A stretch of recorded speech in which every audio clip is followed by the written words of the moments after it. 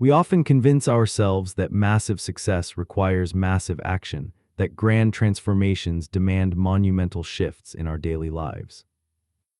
Welcome to Book Talk Podcast. I'm Jack. And I'm Maya. Today we are dissecting Atomic Habits by James Clear. The central argument here is fascinating, that monumental change isn't about willpower or big goals, but about the aggregate effect of tiny, consistent improvements.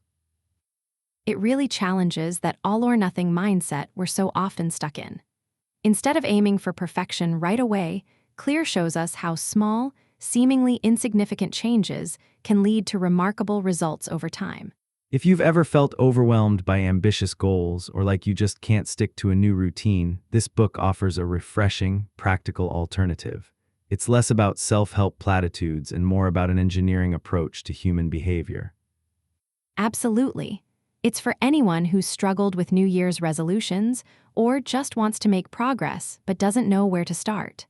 We're talking about building systems that actually work for you instead of constantly fighting yourself.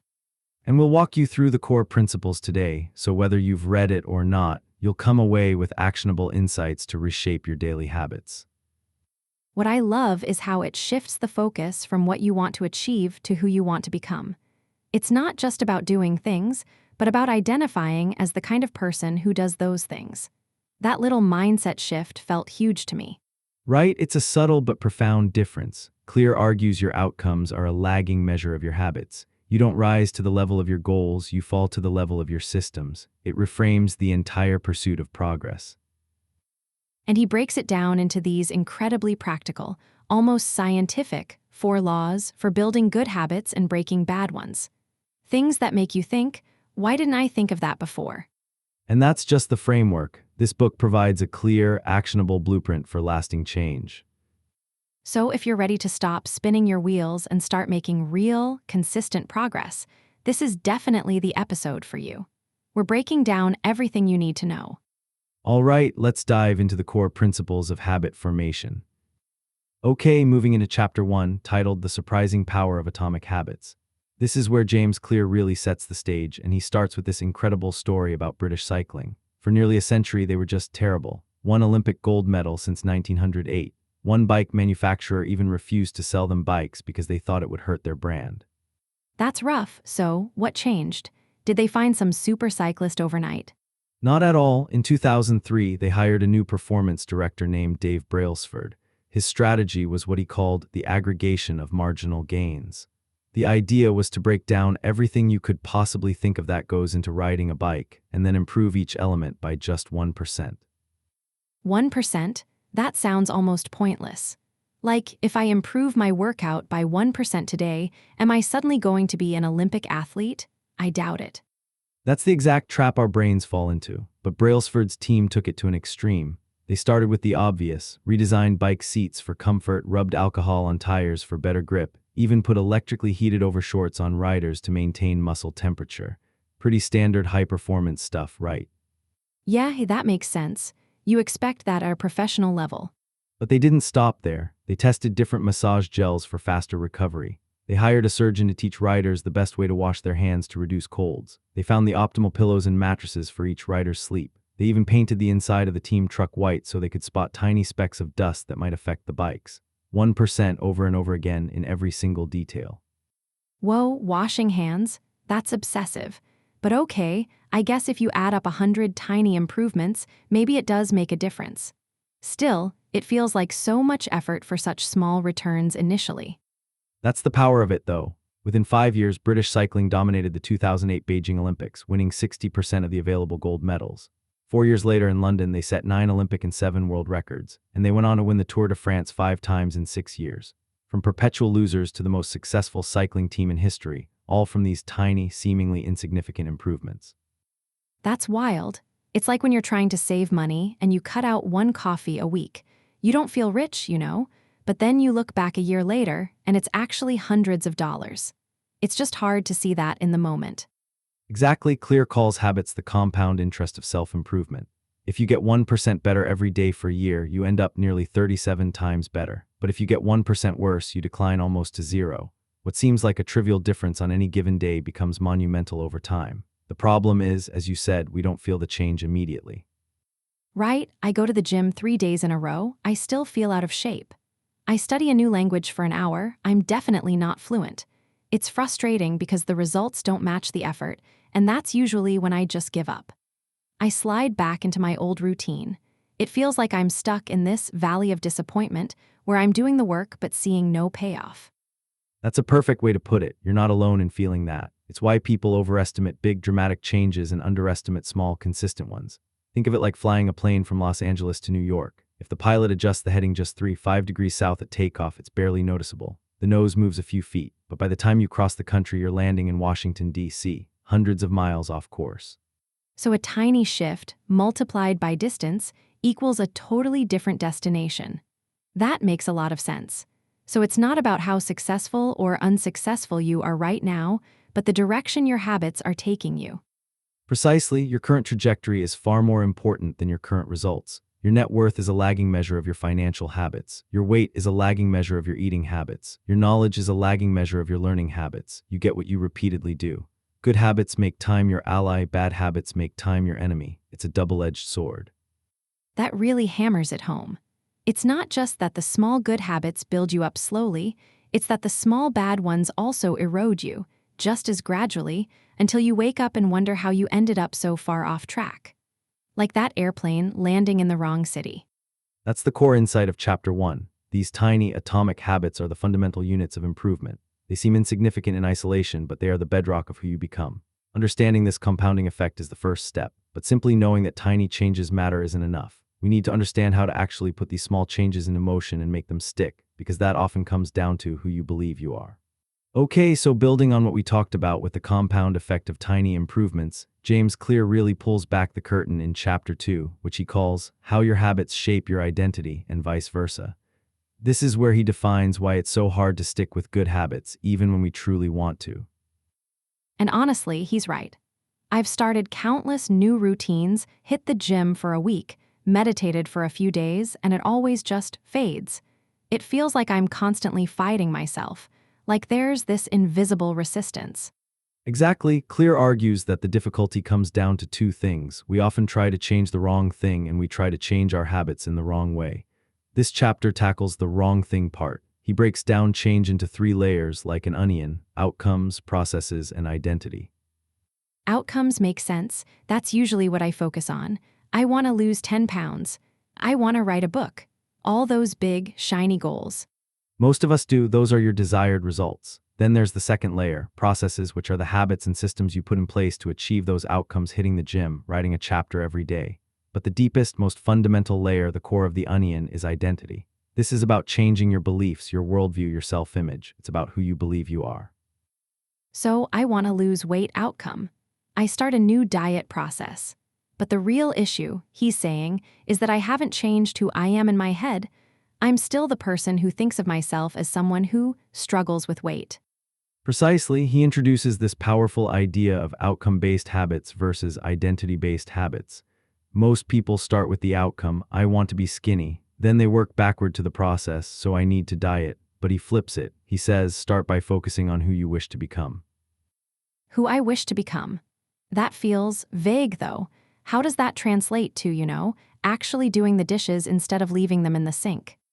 Think about the example he gives of 2 people being offered a cigarette. The first person says, no thanks, I'm trying to quit. That's an outcome-based response. They still see themselves as a smoker, just one who is trying to change their behavior. And the second person says, no thanks, I'm not a smoker. That's it, a small difference in words, but a monumental shift in identity. That person has decided they are no longer someone who smokes. Smoking isn't part of their current self-image. The behavior naturally follows that belief. Wow, that actually hits hard. I've definitely been the I'm trying to quit person with so many things. It's like I'm constantly fighting my own internal narrative. Like a tug of war where half of me is still on the old me team. And that's the core insight. Behavior that is incongruent with your self-image simply will not last. If you want to be healthier but your identity is still someone who prioritizes comfort over accomplishment, you'll always be drawn to relaxing on the couch over exercising. You can have a new goal and a new plan, but if you haven't changed who you are in your own mind, it's a constant uphill battle. So what helped that guy stop chewing his fingernails? Brian Clark, I think it was. I remember that story. He tried willpower, but that wasn't it. He made a conscious decision to stop, but the lasting change came when he got a manicure, not for the money, but because his nails looked nice. The manicurist complimented them. Suddenly, he was proud of his fingernails. He shifted from "I'm a nail biter trying to stop" to "I'm someone who takes pride in caring for my nails." That pride became a part of his identity, and the habit just vanished. That's a huge shift. From trying to stop doing something to actively being someone. It's not about achieving the outcome, but embodying the identity. So, the goal isn't to read a book, it's to become a reader. The goal isn't to run a marathon, it's to become a runner. Exactly, your actions are a reflection of your identity, conscious or not. When your behavior and identity are aligned, it's no longer about forcing behavior change. You're just acting like the type of person you already believe yourself to be. It feels effortless. But it's also a double-edged sword, right? Because we all have those negative identity labels we've given ourselves. I'm terrible with directions. I'm not a morning person. I'm bad at math. I hear people say that stuff all the time, myself included. And when you repeat those stories to yourself for years, they become mental grooves. You start resisting certain actions because in your mind, that's not who I am. There's this internal pressure to maintain that self-image, even if it's holding you back. It's comforting to believe what we've always believed about ourselves. So, the biggest barrier to change isn't necessarily the habit itself, but the identity we've built around it. If you believe you're not a morning person, getting up early feels like a violation of your very self. Fundamentally, yes, this chapter makes a powerful case that true, lasting behavior change is identity change. You might be motivated to start a habit, but you'll only stick with it if it becomes part of who you are. So the challenge isn't just about what you do, but who you believe you are while you're doing it. Which makes so much sense, because motivation is fleeting, but our sense of self is pretty darn sticky. So, once you figure out who you want to be, the next logical step is to figure out how to actually become that person, right? How do you put this identity shift into practice? That's exactly what James Clear sets us up for in the following chapters. He gives us the why here, and next, he's going to give us the actionable framework for the how. Okay, moving into chapter 3, titled How to Build Better Habits in 4 Simple Steps. This is where James Clear really starts to unpack the mechanics, the actual nuts and bolts of how habits work. He opens with this incredible historical anecdote about a psychologist named Edward Thorndike and his puzzle boxes in 1898. Oh, the cats, I remember that. It sounds almost cruel, but it's so fundamental to understanding us. Exactly, Thorndike would put a cat in a box, right? And inside there'd be a simple mechanism, a lever, a loop of cord that if the cat interacted with it, the door would open and there'd be food waiting outside. Initially, the cats are just flailing around, poking, clawing, trying everything, pure trial and error. Which is how most of us approach a new problem, honestly. You just throw everything at the wall and see what sticks. Pretty much, but what Thorndike observed was that after a few accidental presses of the lever, a few escapes, the cats started to learn. The time it took them to escape dropped dramatically. Cat 12 went from 160 seconds down to 6 seconds. The useless movements faded away. The useful action, pressing the lever, got reinforced. It became automatic. So, it's like our brain is constantly running these little experiments, figuring out what gets us the food, the reward, and then streamlining that path. But why? Why does our brain bother making things automatic? That's the core question Clear addresses. He explains that a habit is essentially a behavior that's been repeated enough times to become automatic. Our brain builds these habits because the conscious mind is a bottleneck. It can only focus on one problem at a time. So whenever we face a recurring problem like needing to get work done or feeling stressed, our brain tries to automate the solution. It wants to pawn off tasks to the non-conscious mind. So, my brain is just lazy, basically. It wants to put things on autopilot to save energy. That actually makes a lot of sense, because thinking about every single step of my morning routine, for example, would be exhausting. Exactly, it reduces cognitive load, freeing up mental capacity for more important tasks. But what I find really fascinating, and I think a lot of people initially struggle with, is his point that habits don't restrict freedom, they create it. See, this is where my realist side kicks in. When I hear habits, I think routine, rigid, less spontaneity. It sounds like I'm locking myself into a boring lifestyle.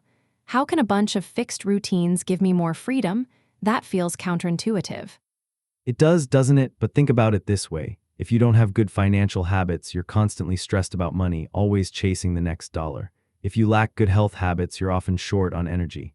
Those struggles take away your freedom, your ability to pursue what you truly want because you're constantly putting out fires. So if I automate the basics, my finances, my health, my daily chores, my brain isn't bogged down by those decisions, and I have more mental space and time to be creative or learn something new or just chill out without guilt. That's actually a pretty powerful reframe. It's about mastering the fundamentals so you can direct your conscious attention to higher level challenges. And the way our brains do this, the actual mechanism, is through what Clear calls the 4 simple steps of a habit loop. He breaks it down into cue, craving, response, and reward. The 4-step pattern, this is the backbone, right? That's right, every single habit, good or bad, runs through these 4 stages in this exact order. First, you have the cue. This is the trigger, a piece of information that predicts a reward. It could be anything, the time of day, a location, a sound, a feeling, other people. Like the ringing bell Pavlov's dogs heard, or for me, seeing my running shoes by the door. That's the cue. Precisely, that cue then leads to the second step, the craving. This is the motivational force behind every habit. It's the desire to change your internal state. And this is a crucial distinction Clear makes. You don't crave the habit itself, but the change in state it delivers. Wait, so I don't crave scrolling Instagram. I crave what? The distraction from boredom, the hit of dopamine from seeing something new. Exactly, you don't crave the cigarette, you crave the feeling of relief it provides. You don't crave brushing your teeth, you crave the feeling of a clean mouth. Every craving is linked to a desire to shift your current internal state to a more desirable one. That cue means nothing until your brain interprets it and generates that craving. Okay, that changes things. If I can understand what I'm actually craving, maybe I can find other ways to get that feeling instead of falling back on old habits. That's a powerful insight. And when that craving is strong enough, it leads to the third step, the response. This is the actual habit you perform. It can be a thought, like deciding what to eat, or an action, like actually eating it. Whether a response occurs depends on how motivated you are by the craving and how much friction is involved.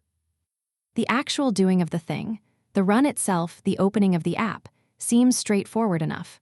And finally, you get the reward. The reward satisfies the craving and teaches your brain that this particular action is worth remembering and repeating in the future. It's the positive reinforcement. The clean mouth, the feeling of accomplishment after a workout, the momentary escape from boredom. That's the payoff that closes the loop. Exactly, the brain goes, cue, craving, response, reward, that felt good, let's do that again.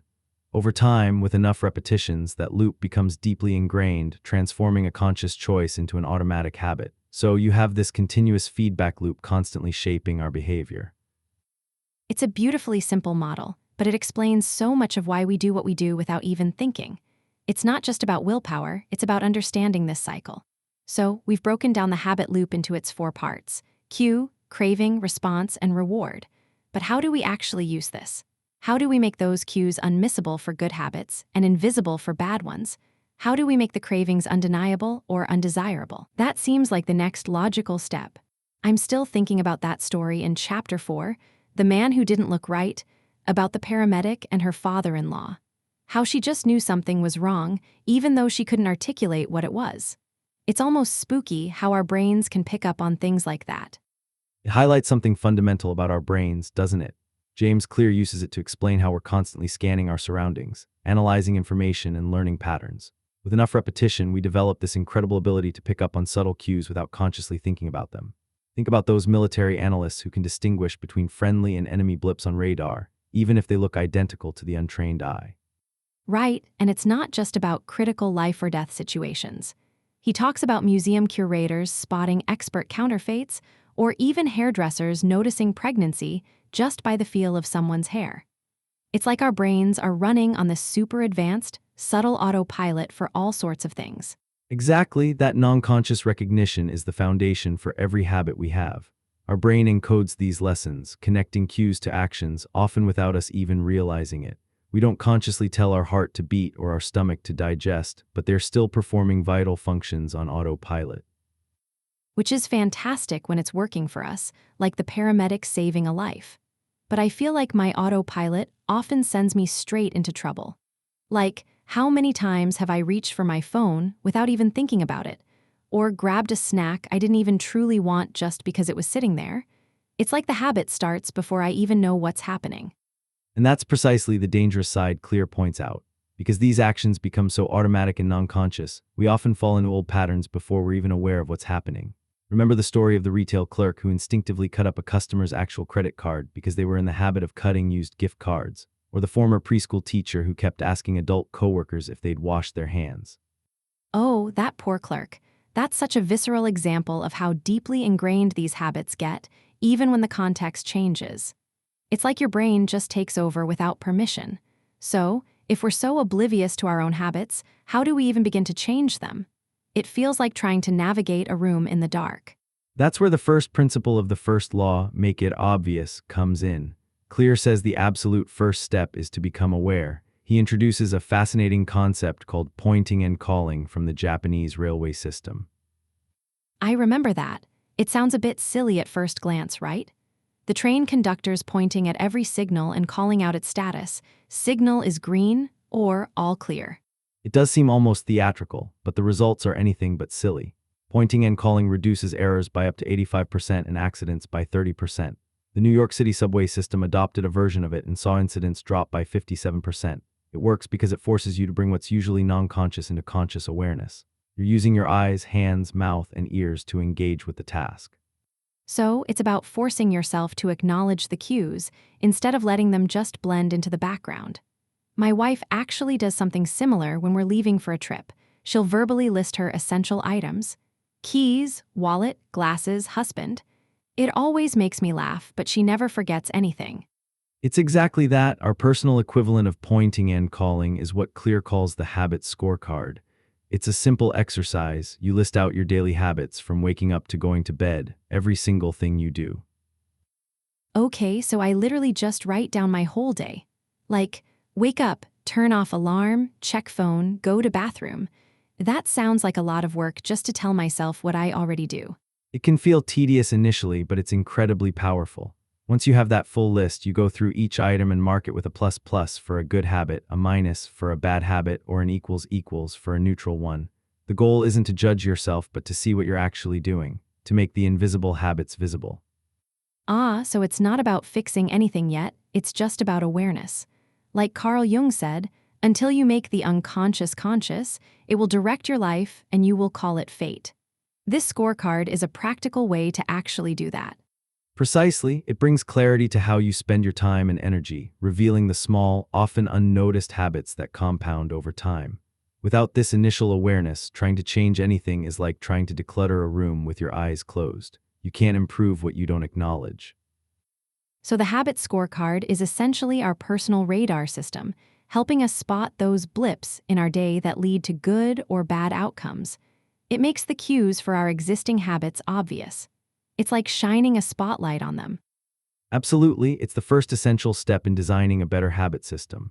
Because once you know what you're actually doing and you've made those cues undeniable, the next natural question is, how do you actually design your environment to make those good habits even more obvious and the bad ones less so? It's about setting yourself up for success.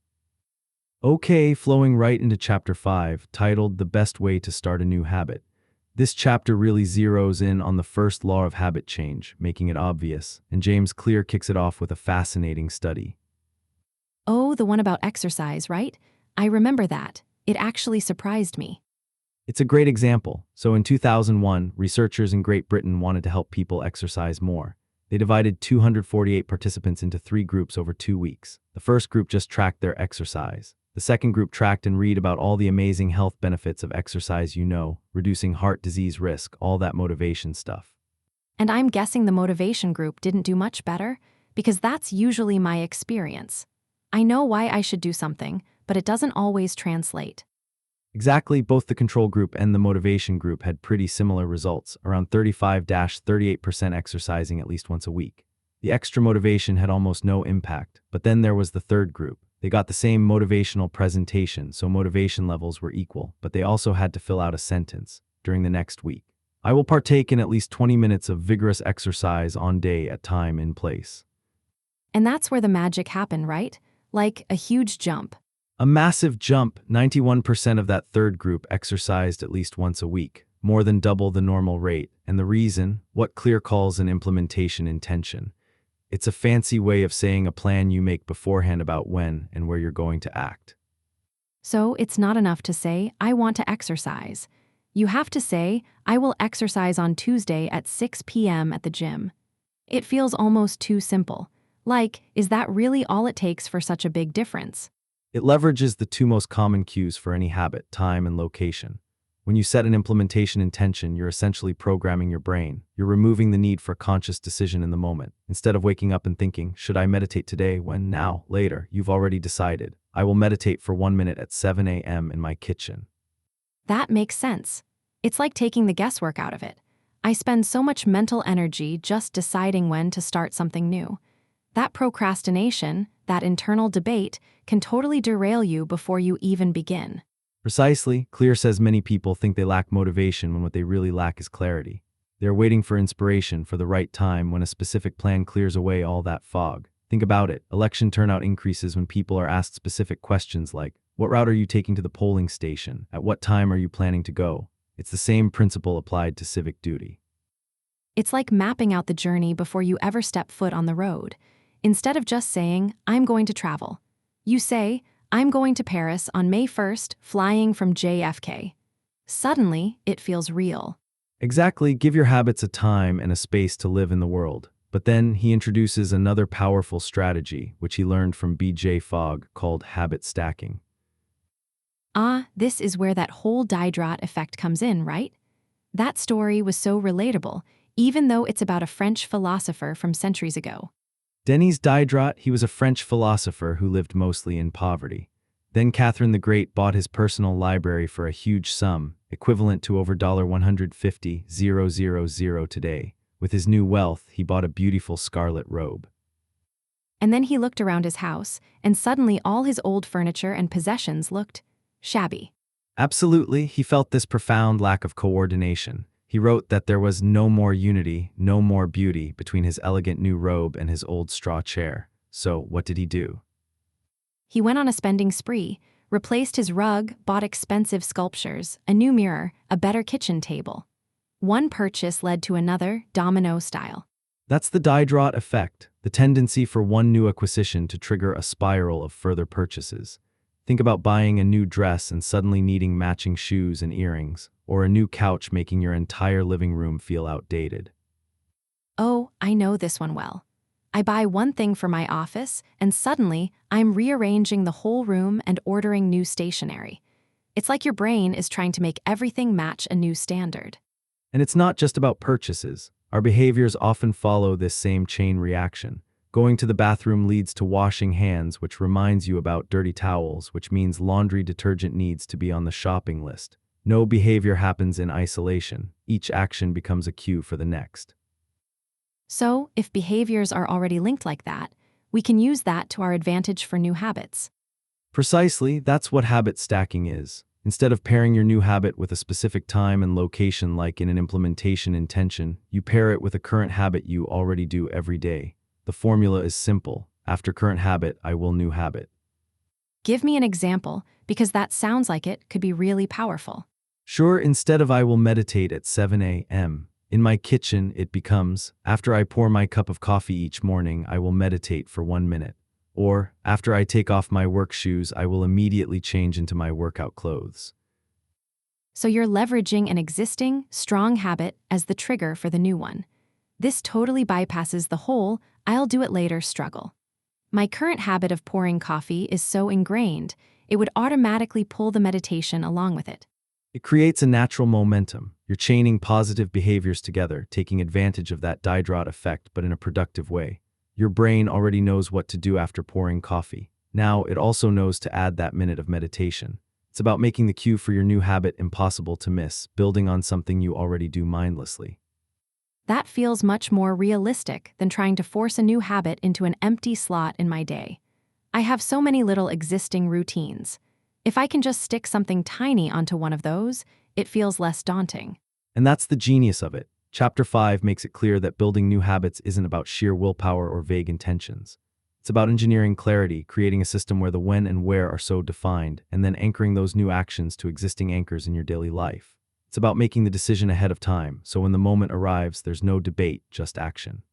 So, the big takeaway is that if you want to start something new, you need a crystal clear plan of exactly when and where it will happen, or better yet, piggyback it onto something you already do every single day.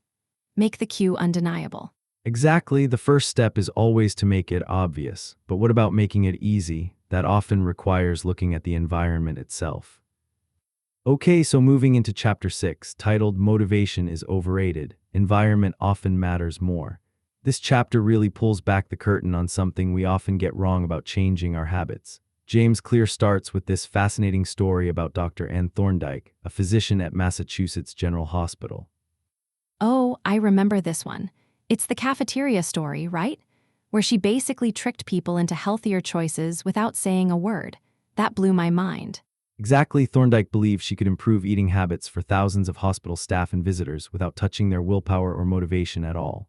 Her idea was to alter the choice architecture of the hospital cafeteria. She didn't talk to anyone. Instead, her team changed the drink layout. Initially, the refrigerators by the cash registers only had soda, so they added bottled water there, and then they put baskets of water bottles next to every single food station throughout the room. Soda was still available, but water was now ubiquitous. So they just made water more visible? That's it. Because honestly, if I walk into a cafeteria, I feel like I'm making a conscious decision. I want the soda or I want the diet soda. It feels like a choice, not just an accident of placement. That's the powerful part. Over 3 months, soda sales dropped by 4%. Bottled water sales shot up by almost 26%. They saw similar results with food. Nobody told anyone to drink more water or eat healthier. They simply changed the environment. It highlights Clear's core message in this chapter. People often choose products not because of what they are, but because of where they are. That's a bitter pill to swallow for someone who prides themselves on being a rational decision maker. It's like saying my cravings for those cookies on the counter aren't my fault, but the cookies' fault for being there. I feel like I should have the willpower to resist.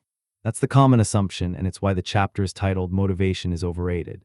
Clear argues that environment is this invisible hand that constantly shapes our behavior. Think about it. In a church, we whisper. On a dark street, we're guarded. Our behaviors are context-dependent. He even references psychologist Kurt Loon's equation. Behavior is a function of the person in their environment, or B equals FPE, your personal inclinations. P are always interacting with the E, your environment. So it's not just about my internal desire or lack thereof, it's about the entire setup around me. That equation sounds a bit like we're just pawns in a game designed by our surroundings. Retailers have known this for decades. There's a concept called suggestion impulse buying, where a shopper sees a product and suddenly visualizes a need for it, even if they didn't want it moments before. That's why expensive brands are always at eye level in supermarkets and the cheaper alternatives are tucked away lower down. Why Coca-Cola gets nearly half its sales from end-of-aisle displays. They make the choice obvious and easy to see. Oh, that makes so much sense now. Every time I walk past those checkout lane candy bars, I'm suddenly craving chocolate, even if I was full 5 minutes ago. It's not my deep, abiding love for Snickers. It's just Snickers screaming at me from prime real estate. Exactly, and the reason visual cues are so potent is simply how we're built. The human body has around 11 million sensory receptors, and 10 million of those are dedicated to sight. Some experts even estimate half of our brain's resources are used on vision. So a small change in what you see can lead to a huge shift in what you do. Okay, so our eyes are basically running the show, dragging our bodies around based on whatever shiny object they see. That's a bit alarming. So, what's the solution then? How do I stop being a victim of my own eyeballs and the cunning designers of my local supermarket? Well, the good news is you don't have to be a victim. You can be the architect. Clear gives a great example from the 1970s Dutch energy crisis. Researchers found that houses with electrical meters in the main hallway used 30% less energy than identical houses with meters in the basement. When their energy use was obvious, people changed. When it was hidden, they didn't. So, if I want to play guitar more, I shouldn't keep it hidden in its case in the closet. I should put it out in the living room where I trip over it. Precisely, that's the core principle. Make the cues for your desired habits obvious. He uses his own experience. He'd buy apples, put them in the fridge crisper, and forget about them until they went bad. Once he put them in a prominent bowl on his kitchen counter, he started eating them daily, almost like magic. It's not about being super motivated to eat an apple. It's about the apple being right there, impossible to ignore. Even something as simple as the cleaning staff at Schiphol Airport putting a sticker of a fly in the urinals, which significantly reduced spillage because men subconsciously aimed for it. That cut cleaning costs by 8%. That urinal story is legendary. It just proves how much our environment dictates our behavior without us even realizing it. So, if I want to drink more water, I should have a water bottle always in sight. If I want to read, put a book on my bedside table instead of always reaching for my phone. It's about setting up visual reminders everywhere. That's the idea. Make the best choice the most obvious one. Fill up a few water bottles each morning and place them in common locations around the house. Put your guitar on a stand in the middle of the living room. Keep a stack of thank you notes on your desk if you want to send more. The more visible and prominent the cue, the more likely you are to engage in that habit. This isn't about some Herculean feat of willpower. It's about cleverly designing your surroundings to nudge you towards the behaviors you want. I love that. It shifts the burden from I need to be more disciplined to I need to set myself up for success. It really feels like taking control back, making the default choice the right choice. And that's exactly what Clear wants us to understand in this chapter. Motivation is fleeting, but your environment is constant. By actively designing your space, you're not just hoping for change, you're engineering it. We've seen why the environment matters so much and how crucial visual cues are. But how do we systematically go about making those cues truly obvious and effective for building good habits? That's what James Clear dives into next. Okay, flowing into chapter 7, titled The Secret to Self-Control. This chapter really flips a common idea on its head, the one where we believe self-control is all about raw willpower, that grit you have to muster up. Clear argues it's actually far less about you as an individual and more about your environment. I'm instantly skeptical. We're constantly told to just do it. Have more discipline, pull yourself up by your bootstraps. If someone's struggling with a habit, the first thing people say is they lack willpower. Are you telling me that's not true? Because I've certainly felt like I just didn't have enough self-control to avoid that second slice of cake. Well, Clear dives into this fascinating study from 1971 during the Vietnam War. Congressmen found that a huge percentage, like 15-20% of U.S. soldiers stationed there, were addicted to heroin. It was a massive crisis. Everyone thought naturally these men would come home and struggle with lifelong addiction. And they did, right? That's the tragic story you always hear. Not exactly. A researcher named Lee Robbins tracked these soldiers. What they found completely defied expectations. Only about 5% of them became re-addicted within a year of returning home, and just 12% within 3 years. That means roughly 9 out of 10 soldiers who were addicted in Vietnam basically quit overnight once they were back in the U.S. 9 out of 10? That's astonishing. But how? Was it some radical new therapy? It wasn't therapy, it was a radical change in their environment. In Vietnam, they were surrounded by cues. Heroin was easy to get, they were under constant stress, their friends were using, they were far from home and their normal routines. Everything pushed them towards the drug. Once they were back in the United States, those cues were gone. The context changed and the habit dissolved. So it wasn't about them suddenly having superhuman willpower. It was about taking away all the triggers. I get it. This is why traditional rehab often struggles, isn't it? Someone gets clean in a sterile clinic, but then they go right back to their old neighborhood, their old friends, the same stressors, and boom, the cues are all back. Exactly. Clear points out that typically 90% of heroin users do become re-addicted once they return home from rehab. The numbers are the inverse of the Vietnam study. It highlights how powerful our environment is and how little credit we give it. We blame the person, not the system they are operating within. This is hitting me hard because it means all those times I've struggled, it wasn't necessarily a moral failing on my part. It was just a losing battle against an environment full of traps. So, the disciplined people, the ones we admire, aren't actually tougher than us. Not in the way you might think. Clear explains that people who appear to have tremendous self-control aren't inherently different or stronger than those who struggle. Instead, they're just better at structuring their lives to not require heroic willpower in the first place. They spend less time in tempting situations. Think of it like a river. You can try to swim upstream against a strong current, expending all your energy, or you can build a boat and float downstream. The disciplined person builds the boat. That's such a relief to hear, honestly. It takes the pressure off. But it also sounds like a lot of work up front. How do you even start to build that boat when you're already caught in the current of bad habits? That's where the make it invisible principle comes in. This is the inversion of his first law of behavior change, which was make it obvious. For good habits, we want cues to be obvious. For bad ones, we want to hide them. Clear says once a habit is encoded in your brain, it's pretty much always there. He tells a story about a therapist, Patty Alwell, who quit smoking and stopped riding horses for decades. When she got on a horse again years later, she suddenly craved a cigarette even though she hadn't smoked in ages. The cue, riding a horse, was still deeply ingrained. Oh, I've had that. Like smelling something that takes you right back to a craving you thought you'd buried. It's like those mental grooves never really disappear. They don't, and this is why simply resisting temptation is a short-term strategy. It takes too much energy. Your brain is constantly scanning for cues, and even a tiny unconscious glimpse, like showing an addict a picture of cocaine for only 33 milliseconds, too fast to consciously register, can stimulate the reward pathway and spark desire. Bad habits are autocatalytic, they feed themselves. You feel bad, so you eat junk food. Eating junk food makes you feel bad, so you eat more. It's a downward spiral. So, all those ads telling people to quit smoking by showing them black lungs or shaming people who are overweight. Those tactics are actually making it worse because they create stress and anxiety, which just pushes people back to their coping mechanisms. That's wild. Precisely, if you're not careful about the cues, you can inadvertently cause the very behavior you want to stop. The solution isn't to rely on willpower to fight the urge, but to remove the urge altogether by making the cues invisible. Okay, so give me the practical version.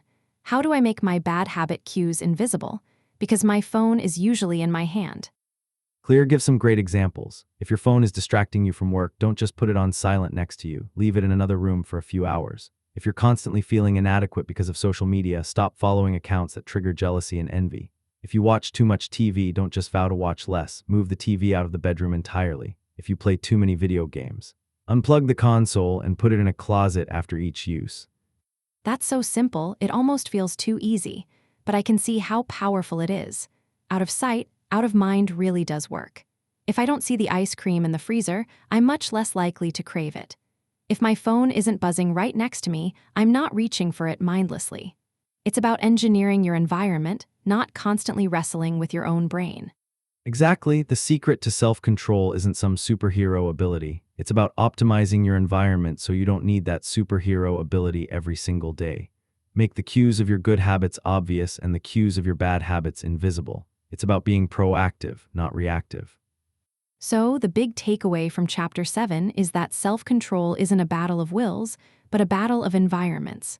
If you want to break a bad habit, stop trying to resist it, and instead, just make it disappear from your line of sight. That's it, we can break a habit by removing the trigger. But even if the cue is invisible, what if the habit itself is still attractive? What if the thought alone still sparks a desire? That's where Clear takes us next, into making bad habits not just invisible, but actively unattractive. Okay, so building on what we were just talking about, we step into Chapter 8, provocatively titled, How to Make a Habit Irresistible. This is James Clear's second law of behavior change, make it attractive. Irresistible. That's a strong word, Jack. Honestly, most of the habits I want to build, like exercising or eating healthier, feel anything but irresistible. More like a chore I have to drag myself through. How does he propose we make something like flossing attractive? That's the core question. He starts by illustrating it with some fascinating animal experiments to show just how deeply wired this attraction response is. There's this Dutch scientist, Nico Timbergen, who studied herring gulls. Baby gulls peck at a small red spot on their mother's beak to get food. Timbergen made these fake cardboard beaks, just a head, no body. He assumed the chicks would ignore them. And they didn't, right? They absolutely didn't. When they saw the red spot on the cardboard, they pecked just as if it were their mom. But here's the kicker. If he made the red spot bigger or put 3 red spots on it, the baby birds went absolutely wild, pecking at it with even more delight, like it was the greatest beak they'd ever seen. So they were essentially tricked by an exaggerated version of the thing they wanted, a super beak. Exactly, he calls these supernormal stimuli.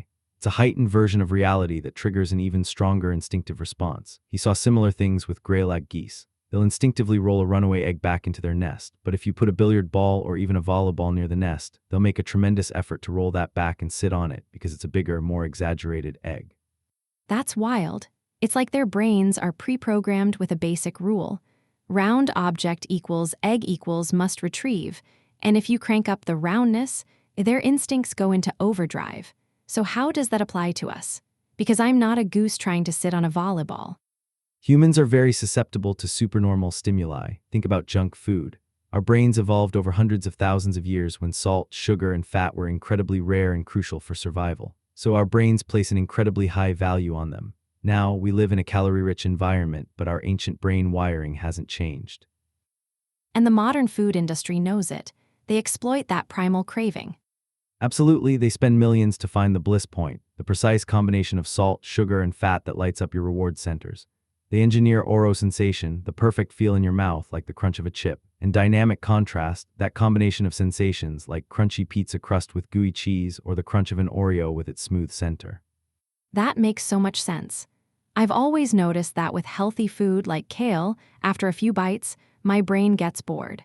But with a pizza, the 10th bite can be just as satisfying as the first. It keeps your brain engaged because there's always something new hitting your senses. That's the dynamic contrast at work. It keeps the experience novel, preventing your brain from losing interest and telling you to stop eating. It encourages you to overeat because those hyperpalatable foods are essentially supernormal stimuli for our evolved craving for calories. And it's not just food.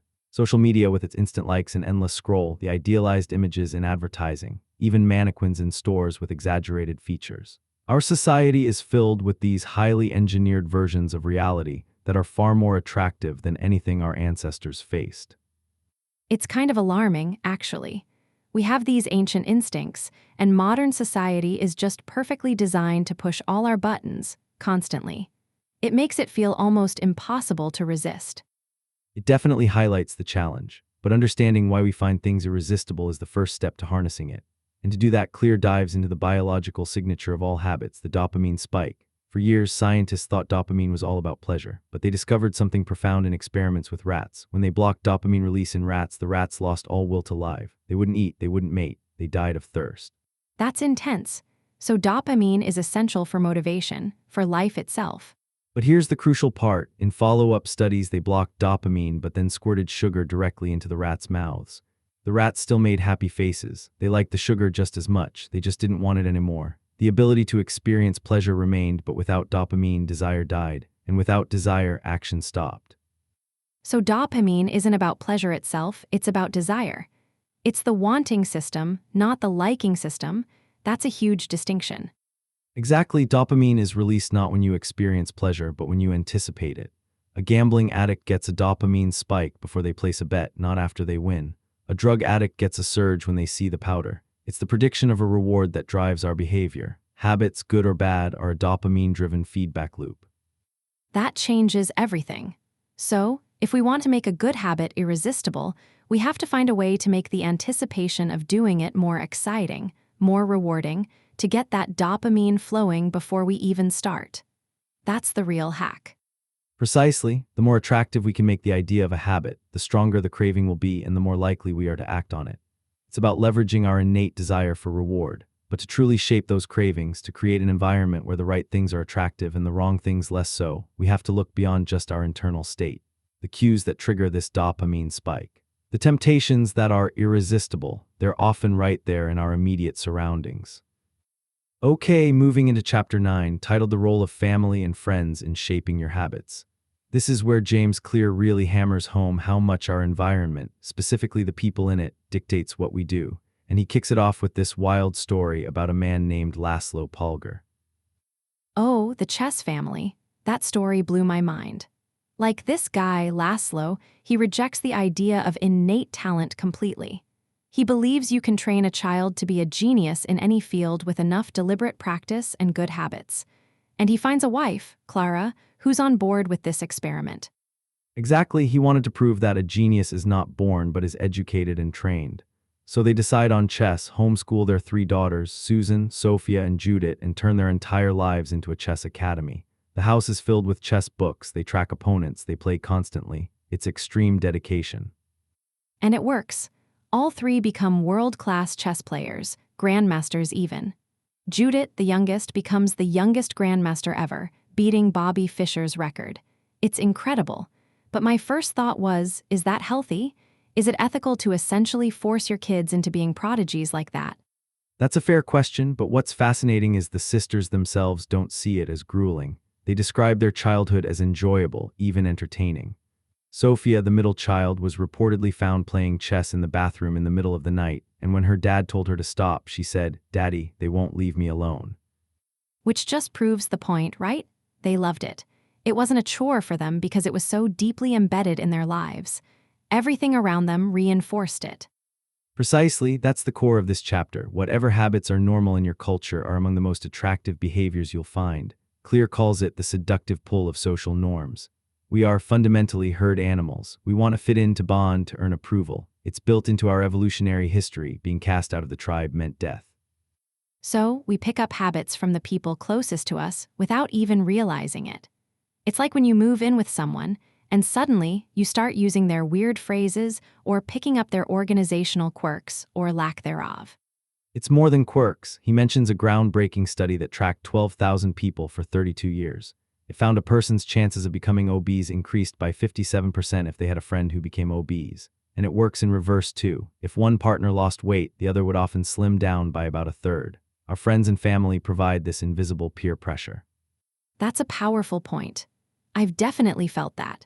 If I'm trying to eat healthier, but all my friends want to grab pizza and drinks every weekend, it's an uphill battle. It feels like I'm constantly saying no, or I just give in because I want to participate in what everyone else is doing.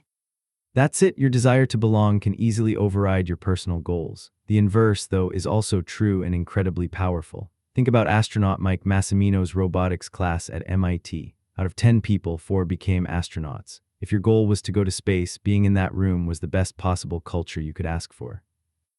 So the trick isn't just finding a good environment, but finding the right people.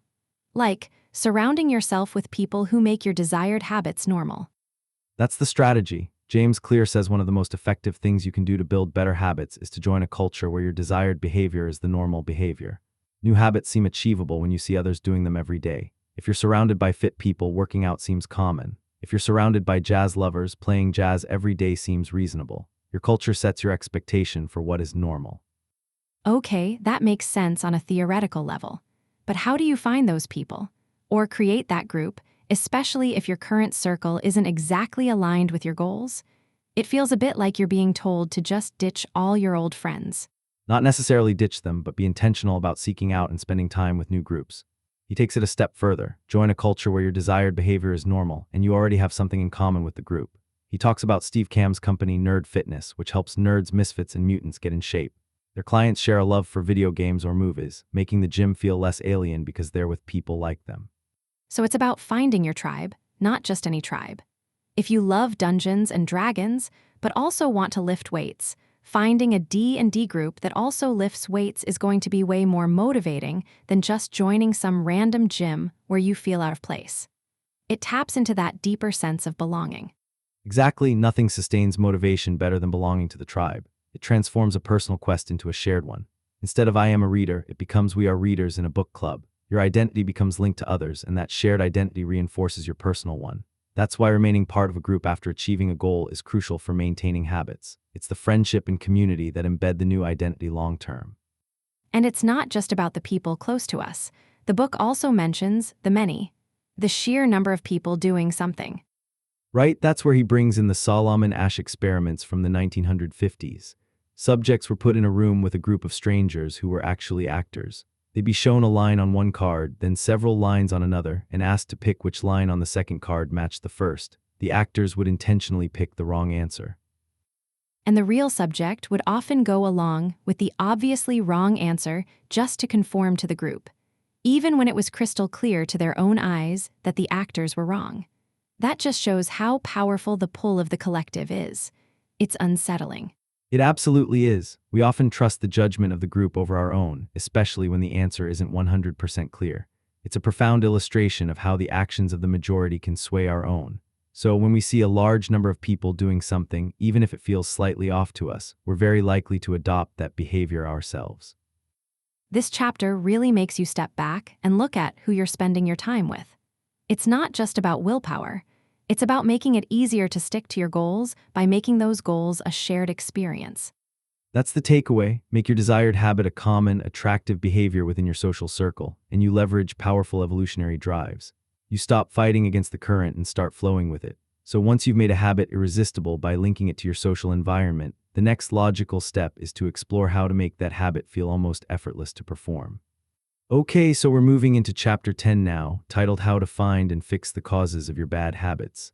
After all the work we've done understanding how habits are built, this chapter feels like the moment people have been waiting for. How do you actually stop doing the stuff you don't want to do?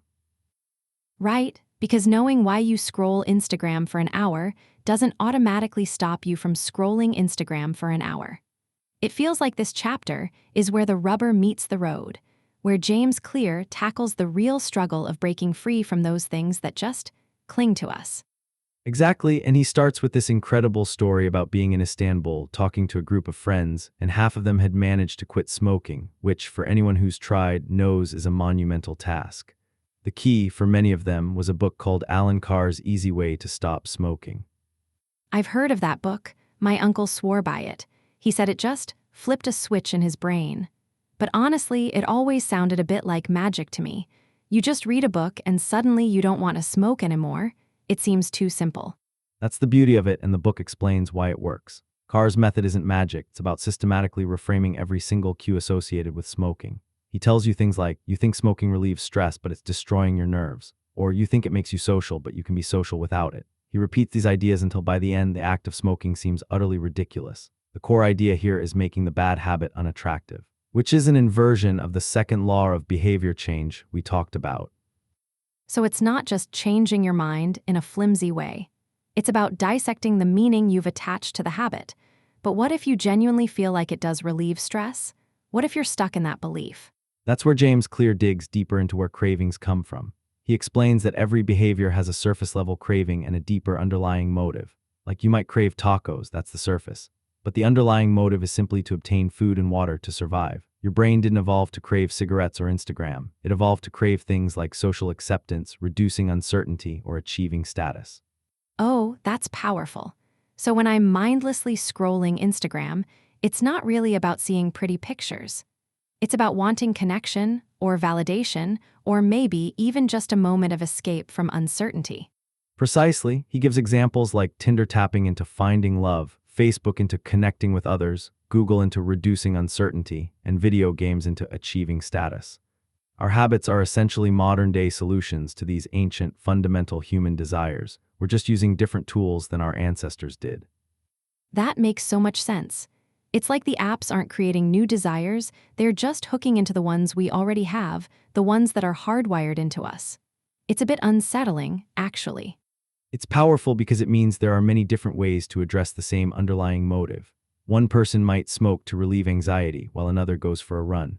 Your current bad habits aren't necessarily the best way to solve your problems. They're just the methods you've learned and associated with a positive outcome in the past. And that's where the concept of predictions comes in. Predictions. Our brain is constantly making predictions. You see a green light, you predict that if you step on the gas, you'll move safely forward. You see a cigarette, your brain predicts a certain feeling or outcome based on past experience. Our behavior isn't just reactive, it's predictive. The cause of your habit isn't just the cue, it's the prediction that precedes it. Two people can see the same cigarette, but if one predicts relief and the other predicts disgust, they'll act differently. So, what I think is going to happen, what I feel will happen, is what drives the action. So if I predict that scrolling social media will give me a little hit of connection, then I'm more likely to do it. Exactly, those predictions lead to feelings, which we call cravings. A craving is really just the sense that something is missing, a desire to change your internal state. It's the gap between where you are now and where you want to be, how you want to feel. You don't actually want the potato chip or the cigarette, you want the feeling that comes with it. Wow, that's a huge reframing right there. It's not about the thing itself, it's about the internal state I'm trying to achieve. It's like when I'm bored, I don't want the TV, I want to not be bored. That puts a lot of power back in my hands. It absolutely does, and this leads to the second major part of the chapter, how to reprogram your brain to enjoy hard habits. If you can associate hard habits with a positive experience, you can make them attractive. It's often just a slight mindset shift. He talks about changing I have to I get to. Oh, I've heard that before. I have to go to work becomes I get to go to work. I find that one really hard to embrace sometimes, especially on a Monday morning when the have to feels very real and heavy. It feels a bit like tricking yourself. But both versions are true, right? You do have to go to work to pay your bills, but you also get to contribute, to learn, to interact, to have a purpose. He shares the story of a man in a wheelchair who said, "I'm not confined to my wheelchair, I am liberated by it." It gives him freedom and mobility. It's about choosing which reality to emphasize because you can always find evidence for either. It's about consciously reassociating a challenging task with a benefit. A positive feeling addressing those deeper motives. So it's not about denying the reality of the difficulty, but about shifting the lens through which you see it, so that the prediction of the outcome feels more positive, more aligned with what you actually want. That's a profound thought. We're not just reacting to cues, we're interpreting them and predicting based on those interpretations. And when you predict a better outcome, when you associate a positive feeling with a previously dreaded task, you're essentially making that good habit attractive.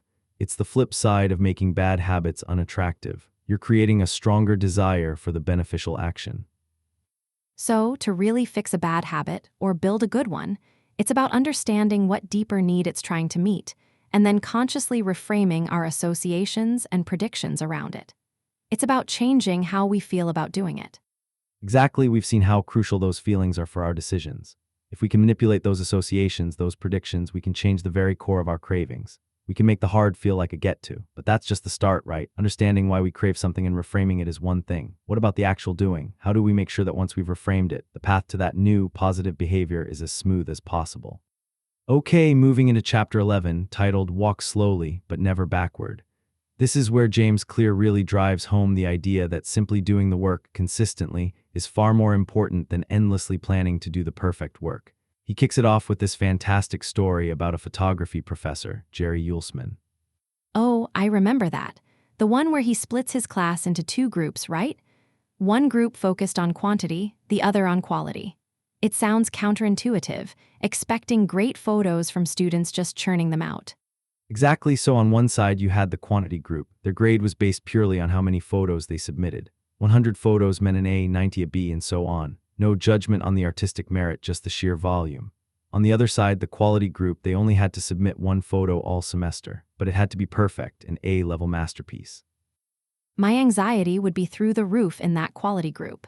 The pressure to produce one perfect thing versus just getting started and iterating. I can already see where this is going. People procrastinating, overthinking every single shot. And that's precisely what happened. At the end of the term, all the best photos, the truly exceptional ones, came from the quantity group. Those students were constantly shooting, experimenting with different compositions, lighting, developing film in the darkroom, making mistakes, and learning from them. The quality group, meanwhile, spent all their time theorizing about what a perfect photo should look like, and in the end, had very little to show for it, maybe one mediocre picture. That's such a perfect metaphor for so many things in life. We get so caught up in finding the optimal plan, the best diet, the perfect workout routine, the ideal business strategy that we never actually do anything. It feels productive because you're researching, but it's not. He nails that distinction, calling it the difference between being in motion and taking action. Motion is planning, strategizing, learning. It's useful sometimes, sure, but it doesn't produce an outcome by itself. Action, on the other hand, is the behavior that delivers results. Reading 20 books on writing is motion. Actually sitting down and writing an article is action. I feel personally attacked by that reading 20 books on writing example.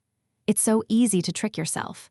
You feel busy, like you're moving forward, but you're just preparing to prepare even. Why do we do that? Why do we choose motion over action when we know it won't actually get us anywhere? Well, often motion allows us to feel like we're making progress without the risk of failure. It doesn't feel good to fail or to be publicly judged, so we delay the moment of truth. Planning feels safe. Taking action means exposing yourself, putting yourself out there. It's like trying to steer an ocean liner by just staring at the map. You can redraw the route 100 times, but until you actually turn the wheel, you're not going anywhere. That makes so much sense. We get stuck in this loop of thinking, I just need to learn one more thing, then I'll be ready. But the truth is, the learning often happens in the doing. The photographers didn't become good by reading about aperture settings. They became good by taking hundreds of photos and seeing what worked. Precisely, to master a habit, the key is repetition, not perfection. You don't need to map out every single detail, you just need to practice it.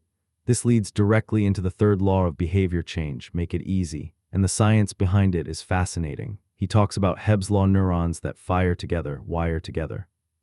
Hebb's law sounds like something out of a sci-fi movie. So, our brains actually change. With each repetition, the neural connections associated with that behavior strengthen. He gives examples. Musicians have larger cerebellums, which are critical for physical movements. Mathematicians have increased gray matter in areas related to computation. London taxi drivers famously have larger hippocampi, the region involved in spatial memory, and it actually shrinks if they retire. It's like muscles. If you use them, they grow. If you don't, they atrophy. So every time I pick up my guitar, even if it's just for 5 minutes, I'm literally reshaping my brain? That's wild. It puts a whole new spin on getting your reps in. It really does, and this is where he tackles one of the most common questions. How long does it take to form a new habit? Most people think of 21 days or 30 days, but Clear argues that's the wrong question. Oh, thank goodness. Because I've tried that 21-day thing, and if I miss a day, I feel like I've failed the entire challenge, and then I just give up. It's so demoralizing. He says it's not about how long, but how many. How many repetitions are required? There's nothing magical about time passing. It's the frequency that makes the difference.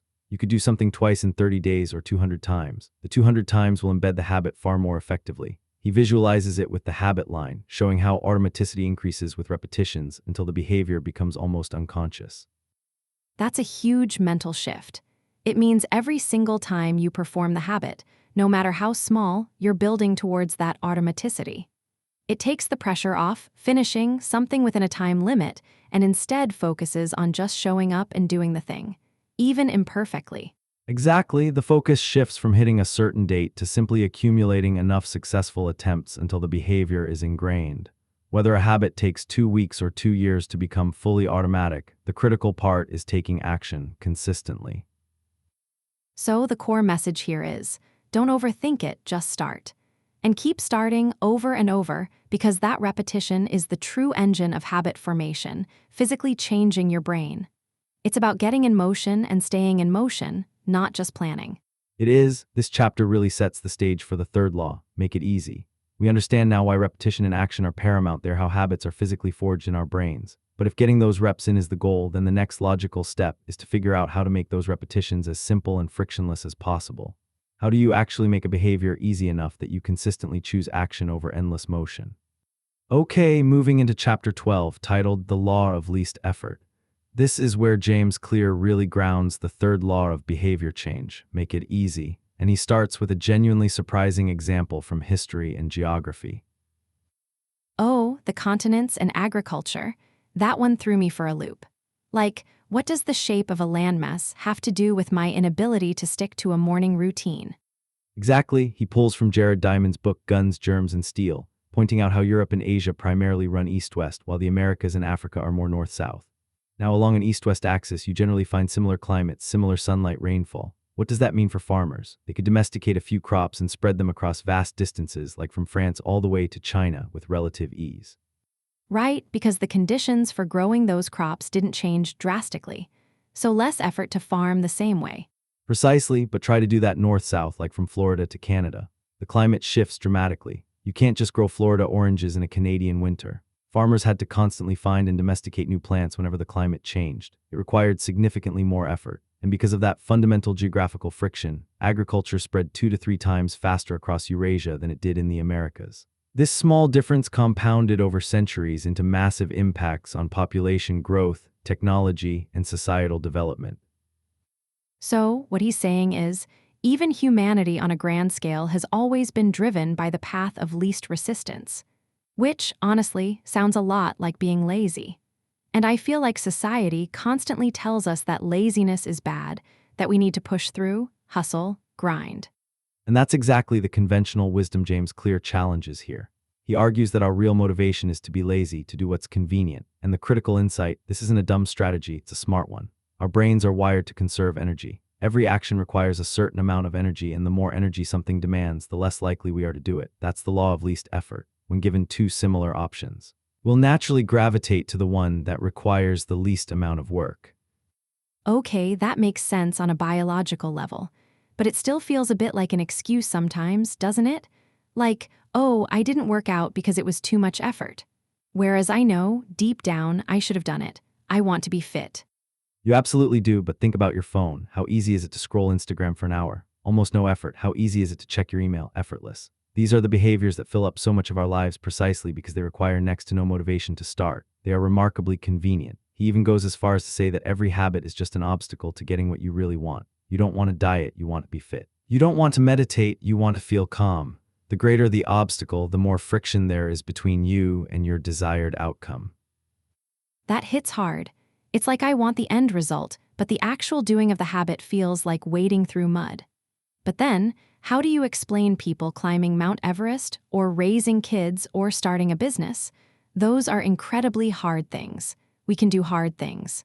We absolutely can. The point isn't to only do easy things. The idea is to make it as easy as possible in the moment to do the things that pay off in the long run. He uses this great analogy of a garden hose that's bent in the middle. If you want more water to flow, you have two options. You can crank up the valve and force more water out. That's like trying to pump up your motivation to push through a difficult habit. It works sometimes, but it's exhausting. Or you can remove the bend in the hose and let the water flow naturally. That's reducing the friction. Removing the bend. I like that. So instead of trying to force myself to want to do the hard thing, I should just make the hard thing less hard to start. Exactly, and one of the most effective ways to do that is through environment design, which we touched on back in Chapter 6. You want to optimize your environment to make good actions easier. If you want to go to the gym, pick one that's literally on your way to work. Stopping there adds almost no friction to your commute. If it's a few blocks off your path, now you're going out of your way, and that small friction can be enough to derail you on a tough day. It's true, I've definitely signed up for gyms that were convenient, but then still found a million excuses not to go. My apartment, for example, is full of friction. My weights are in the back of the closet, my phone is always within reach, my kitchen is always a mess, making it harder to cook. It's like my environment is actively sabotaging my good intentions. It's why so many of us struggle. We try to start healthy habits in high-friction environments. Clear gives another fantastic example here, looking at Japanese electronics manufacturers in the 1970s. They embraced lean production, relentlessly looking to remove every bit of waste, every unnecessary twist or turn a worker had to make to reach a tool. This addition by subtraction strategy made their factories incredibly efficient and their products far more reliable than American ones at the time. They subtracted wasted effort and added customers and revenue. So it's not just about willpower. It's about engineering your life, your space, your processes to eliminate all those tiny points of resistance. It's why all those meal delivery services, dating apps, and ride-sharing services are so popular they literally remove steps. They remove friction. Precisely, they're successful because they leverage the law of least effort. They make it easier for you to get food, meet people, or get across town. When you design your habits or even your daily tasks to be like those services, automating, eliminating, simplifying as many steps as possible, you're working with your natural human tendency, not against it. It's about making your desired actions the path of least resistance. So, instead of thinking about how motivated you need to be, think about how much friction you can remove. That's a huge shift in perspective. It makes habit formation feel less like a battle of wills and more like a design problem. We're essentially trying to streamline our lives to make the good stuff happen almost automatically. And when you remove the friction, when you make the good habits easy, you free up your mental energy for more important things. You're not wasting precious motivation on simply starting. You just flow into it, but making it easy is only one piece of the puzzle. What about when something is easy but it's just not appealing? That's where Clear takes us next, into making our habits truly attractive. Okay, let's keep this momentum going and jump into Chapter 13. How to stop procrastinating by using the 2-minute rule. This is where James Clear really digs into making habits so incredibly easy that you almost can't say no. He starts off with this fantastic example of Twyla Tharp, one of the greatest choreographers of our time. Oh, I remember that. She wakes up at 5:30 a.m., puts on her workout clothes, and then hails a cab to the gym. But the book says the ritual isn't the 2-hour workout, it's the cab ride itself. That blew my mind. Exactly, the act of hailing the cab and telling the driver where to go is her habit.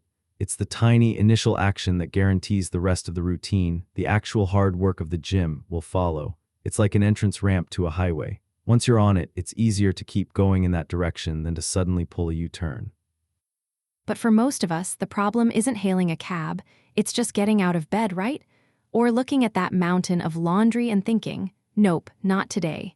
It's the start that feels insurmountable. I think we all know we should just do one small thing, but then our brain just says, no, it's too much. That's where the concept of decisive moments comes in. Clear explains that our day is full of these little forks in the road. Do you order takeout or cook dinner? Do you grab the video game controller or open your homework? These small, seemingly insignificant choices are actually the ones that dictate your path for the next hour or even the whole evening. Your options get constrained by that initial choice. Walk into a steakhouse, you're getting steak, not sushi. So it's not about the monumental effort, but setting yourself up at that very first intersection. I get that. But still, the motivation to even get to that intersection and choose the right path is tough. This chapter's title specifically mentions the 2-minute rule. How does that help with the mental battle of just showing up? This rule is surprisingly simple. When you start a new habit, it should take less than 2 minutes to do. The entire idea is to make the starting of the habit so trivial, so ridiculously easy that you can't come up with an excuse. Think about it. Okay, I see the logic there. It scales down the goal so much it almost feels silly. But that's where my skepticism kicks in. If my goal is to run 3 miles, tying my running shoes for 2 minutes feels like I'm just tricking myself. I know the real goal is the 3 miles, not the shoelaces. It feels like a shallow hack. And that's exactly what many people think. They feel like they're trying to fool themselves. But the genius of it isn't the 2 minutes. It's about mastering the habit of showing up. A habit, Clear says, must be established before it can be improved. If you can't even get yourself to start, you have no hope of doing the actual difficult work. The first 2 minutes become a ritual, the entry point into a deeper flow state. So it's about building consistency, not intensity, at the beginning. Just getting through the door, so to speak. But what if you actually do stop after 2 minutes? Does that count as success? Because if I tied my shoes and then sat on the couch, I wouldn't feel very successful. That's the truly counterintuitive part of the 2-minute rule that Clear highlights. If it feels forced, if you're battling that mental resistance, then the instruction is, do it for 2 minutes and then stop. He gives an example of a reader who lost over 100 pounds by going to the gym every day but only allowing himself to stay for 5 minutes. After a few weeks, he thought, I'm always here anyway. I might as well stay longer. The key is to always stay below the point where it feels like work. Like Ernest Hemingway's advice for writing, the best way is to always stop when you are going good. That makes a lot more sense. It's not about the output in those 2 minutes, but the repeated act of initiation. It removes the pressure. I can absolutely commit to putting on my running shoes, knowing I don't have to run. And maybe, just maybe, once they are on, I'll think, well, I'm already dressed. That's the power. It shifts your focus from the overwhelming goal to the tiny, repeatable action.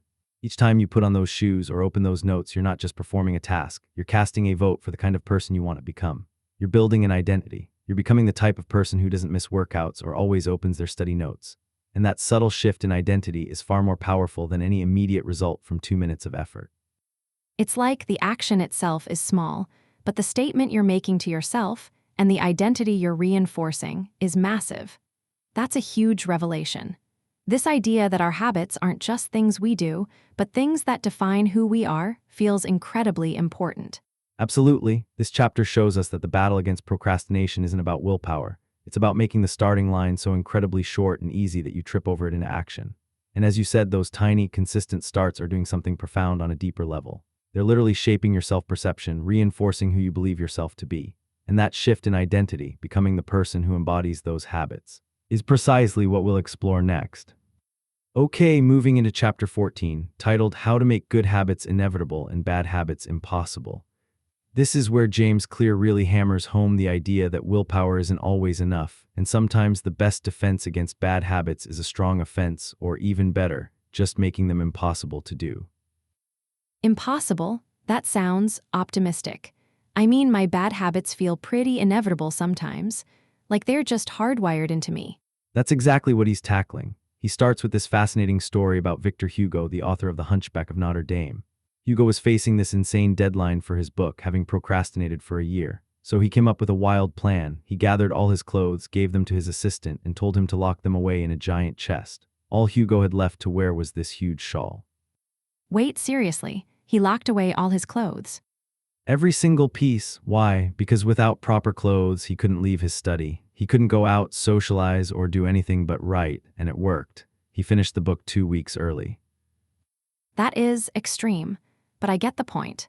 It's like he literally engineered his environment to remove the option to do anything but the thing he needed to do.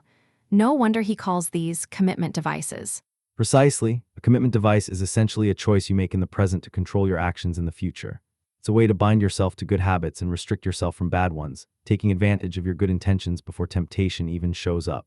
He gives other examples, like a friend who uses an outlet timer to cut off his internet router at 10 p.m. every night. When the internet goes off, everyone knows it's bedtime. See, this is where I get a bit skeptical. Victor Hugo could have just put his clothes back on, or gone out in a shawl if he was really determined. Your friend could just unplug the timer and plug the router back in. It still feels like it relies on some level of willpower, just at an earlier stage. That's a fair point, Maya. It's not about making it literally impossible to break the rule, but making it significantly more difficult to break than to uphold. The key is to increase the friction. For Hugo, getting his clothes back would mean asking his assistant, breaking a commitment, feeling that social pressure. For the internet timer, it means walking over, fiddling with wires, disrupting the established routine. It's about changing the task such that it requires more effort to get out of the good habit than to just get started on it. You pay for a yoga session in advance. Now, to bail, you have to actively cancel and lose money. Okay, I see.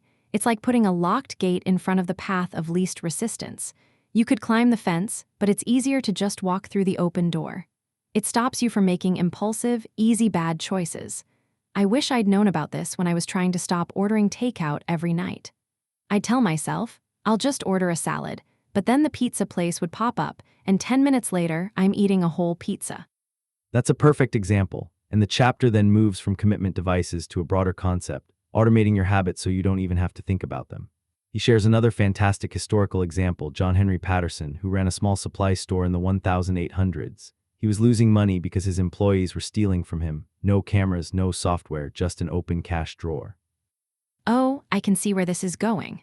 Exactly, Patterson found this new invention called Ritty's Incorruptible Cashier, the first cash register. It locked the cash and receipts inside after each transaction. Theft vanished overnight and his business soared. The cash register didn't try to change the employee's moral character. It just made stealing physically impossible. It automated ethical behavior. That's brilliant. It's not about individual discipline, it's about system design. But for us, for individuals, how do we apply that kind of cash register, thinking to our own lives? I don't have employees, I need to stop stealing from me. That's where the idea of one-time actions comes in. These are big, upfront decisions that require a bit of effort initially, but then automate better behavior for you forever. Like buying a good mattress or blackout curtains to improve sleep, removing your TV from the bedroom, unsubscribing from junk emails, setting up automatic savings plans, or deleting social media apps from your phone. Oh, those are the ones that actually work. I mean, setting up automatic bill pay for me was a game changer. I never miss a payment, and I don't even think about it anymore. It's one less thing I have to consciously remember to do, and it actually helps my credit score. It's not a habit I do, it's a habit the system does for me. Exactly, Clear calls it putting technology to work for you. It transforms actions that were once hard or annoying into behaviors that are easy, painless, and simple. It's particularly useful for those infrequent but important tasks, like rebalancing an investment portfolio or automatically refilling a prescription. You set it up once and it keeps paying dividends. But then he also points out the flip side of that automation. That convenience can work against us too. Absolutely, think about binge watching. Netflix autoplays the next episode. YouTube constantly feeds you more videos. It takes more effort to stop looking at the screen than to just keep watching. Technology, while making good habits easy, can make bad habits equally effortless. Instant food delivery, the endless scroll of social media. They cater to our slightest whim, making it zero effort to give in to every impulse. That's my whole phone problem right there. You feel bored for literally a second, and your hand is already reaching for it, swiping open an app. It's not even a conscious decision anymore. It's the path of least resistance, straight to a distraction. I spend way too much time in that loop. And that's the core tension of this chapter. We have this incredible power to design our environment to make good habits inevitable and bad ones impossible, whether through commitment devices or one-time automation. But we have to be mindful that the very same forces of convenience and automation can lock us into unproductive or unhealthy behaviors if we don't actively engineer our environment in the right direction. It's about being proactive, building those guardrails and express lanes for the right actions. So, it's about being really intentional with our environment, building systems to support us, so we don't have to rely on constant willpower battles every single day. Make the good stuff frictionless, and the bad stuff full of speed bumps. Exactly, we've talked a lot about making habits visible, attractive, and now easy or difficult. But the truly enduring habits, the ones that stick for the long haul, often have one more powerful ingredient that keeps us coming back. Okay, moving into chapter 15, titled The Cardinal Rule of Behavior Change. This is where James Clear really defines the fourth and final law of behavior change: make it satisfying. And he kicks it off with this incredible story about a public health worker, Stephen Luby, who went to Karachi, Pakistan in the late 90s. Oh, the one about hand washing, right? I remember that. It really stuck with me because it highlights something we often overlook. Exactly, Karachi at the time was facing a huge public health crisis: widespread disease, unsanitary conditions, children playing in sewage. Luby and his team realized that hand washing could make a massive difference. But here's the catch: people already knew hand washing was important. And that's the part that always gets me. We all know what we should do, right? We know exercise is good, eating greens is good, getting enough sleep. But knowing it doesn't automatically make us do it. So these people knew, but they were still just haphazardly running their hands underwater, or only washing one hand, or forgetting entirely. It's like, what's the missing link? The missing link, as Clear points out, wasn't knowledge, it was consistency. And to get consistency, they partnered with Procter & Gamble. Instead of just telling people to wash their hands, they supplied them with Safeguard soap. Now, this wasn't just any soap. It foamed easily, smelled great, and felt like a premium product. Suddenly, hand washing wasn't just a chore, it was a slightly pleasurable experience. So they essentially tricked people into a good habit by making it feel good in the moment. That's actually genius. It's not about being a saint, it's about making the process feel less, well, sucky. Precisely, within months, the health benefits were undeniable. Diarrhea rates dropped by over 50%, pneumonia by nearly 50%, and the long-term impact was even more astonishing. 6 years later, over 95% of households still had hand-washing stations with soap and water, even though they hadn't been supplied with free soap for 5 years. The habit had stuck because it had become satisfying. That's the dream, isn't it? For the good habits to just stick without constant willpower. Because let's be real, willpower runs out pretty fast when a habit feels like a punishment. And that leads us to the core principle of this chapter, what he calls the cardinal rule of behavior change. What is rewarded is repeated. What is punished is avoided. It's a fundamental feedback loop in our brains. Positive emotions signal to your brain, this feels good, do it again. Negative emotions say, avoid this. It makes perfect sense. Think about it. Why do we keep checking our phones even when we know we should be working? Because the little buzz, the notification, the quick scroll, it's an instant hit of satisfaction, even if it totally derails our long-term goals. Exactly. Clear uses other examples like chewing gum becoming a worldwide habit once Wrigley added flavors, or toothpaste manufacturers finding success when they made brushing feel clean with minty flavors, not necessarily by making it more effective. The key here is not just satisfaction, but immediate satisfaction. That's where I always hit a wall. Because a lot of the things I want to do, like saving money or getting fit, the satisfaction is so far off. It's not like brushing my teeth and immediately feeling minty fresh. It's like, save money now, maybe retire in 40 years. Work out today, maybe look good next year. It's hard to connect that. And that's the crucial point Clear makes when he dives into the mismatch between immediate and delayed rewards. He explains that our brains evolved in an immediate return environment. Think about our ancestors on the savannah. Every decision had instant impact. Find food, avoid a predator, find shelter. There was little benefit to worrying about something years down the line. So we're basically walking around with Stone Age brains in a Space Age world. That actually explains a lot of my personal struggles. Precisely, for the vast majority of human history, instant gratification was a survival mechanism. But modern society has shifted dramatically to a delayed return environment. You work hard for weeks before a paycheck, you study for years before a degree, you save for decades before retirement. Our ancient brain hardware just isn't wired for that kind of long-term thinking. This is what behavioral economists call time inconsistency. We value the present much more than the future. So that's why it's so easy to grab the cookie now instead of stick to the diet. The delicious sugar hit is right now. The future health benefits of the salad, they're way out there, invisible. It's a constant battle between what my caveman brain wants and what my rational modern brain knows is good for me. And that battle is exactly what makes bad habits so insidious and good habits so hard to maintain. Bad habits like smoking or overeating often have immediate reward, stress relief, pleasure, while their negative consequences are delayed, sometimes by years. Conversely, good habits like exercising or saving have immediate costs, effort, forgoing pleasure, while their rewards are delayed. So, the big takeaway here is that if we want to build lasting habits, We have to find a way to hack our immediate return brains in this delayed return world. We need to somehow inject that immediate hit of satisfaction into the things we know are good for us, even if the ultimate payoff is far away. That's the challenge. The cardinal rule tells us why habits stick, and the immediate versus delayed reward mismatch explains why it's so difficult for modern humans. The power is in understanding this dynamic. Now the question becomes, how do we consciously engineer immediate satisfaction to bridge that gap and ensure our good habits are not just performed once, but repeated again and again? Okay, moving into chapter 16, titled How to Stick with Good Habits Every Day. This chapter kicks off with a really interesting story about a rookie stockbroker in Canada named Trent Diasmid. Oh, I remember him. The paper clip guy, right? That always sounded like a bit of a gimmick to me, to be honest. Like something you'd see on a motivational poster from the 90s. It definitely sounds simple, almost too simple. But Diasmid, this 23-year-old in a small suburb, started his mornings with 2 jars on his desk, one full of 120 paper clips, the other empty. Every time he made a sales call, he'd move one paper clip to the empty jar. He wouldn't stop until all 120 were moved. So basically, he had a visual to-do list for making sales calls. But did it actually work? I mean, just moving paper clips. Within 18 months, he was pulling in $5 million for the firm.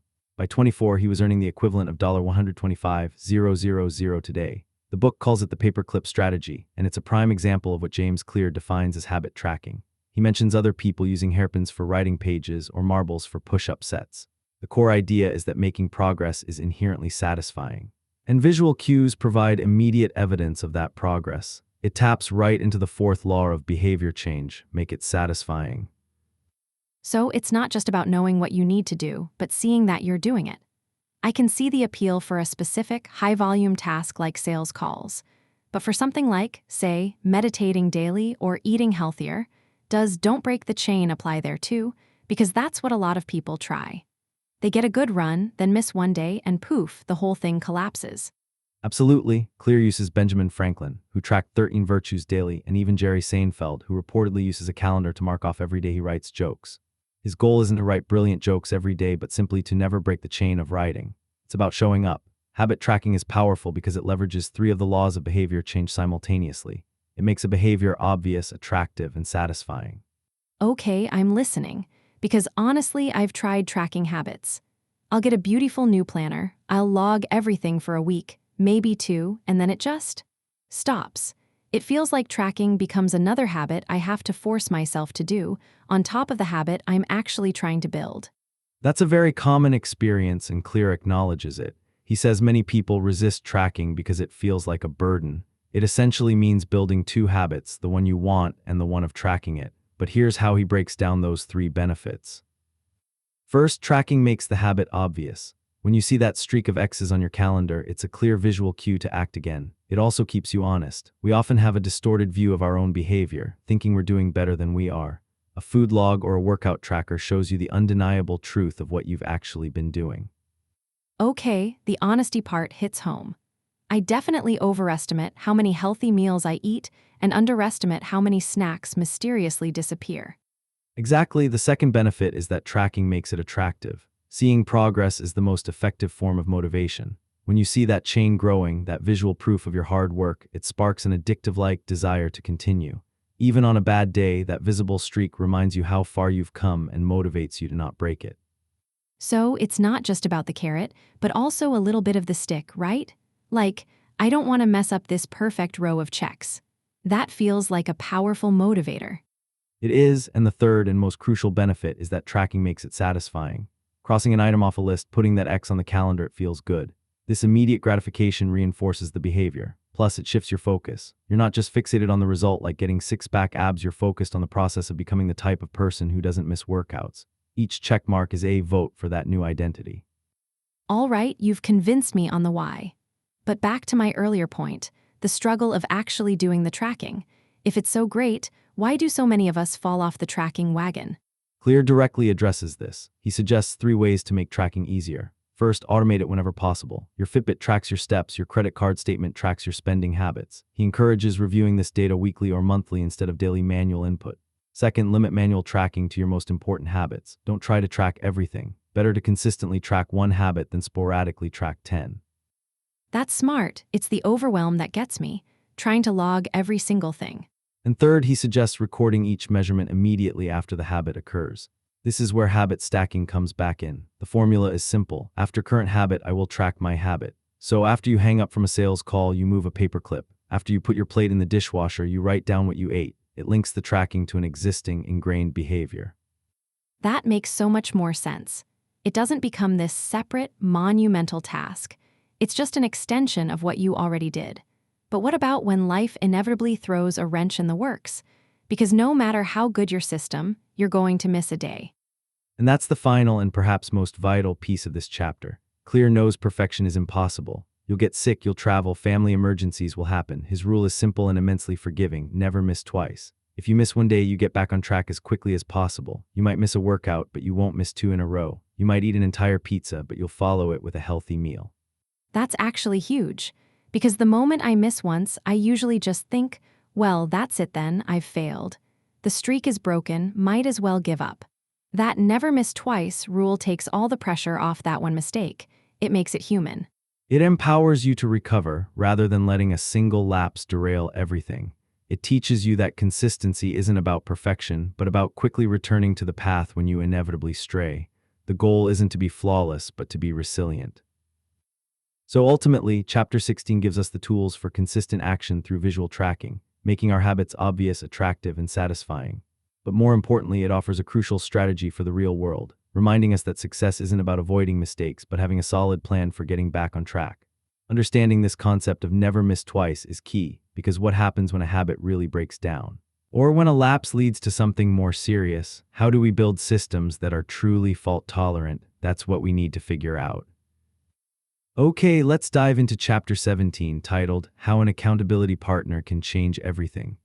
James Clear opens this one with a story that's absolutely wild about Roger Fisher, a Harvard law professor during the Cold War.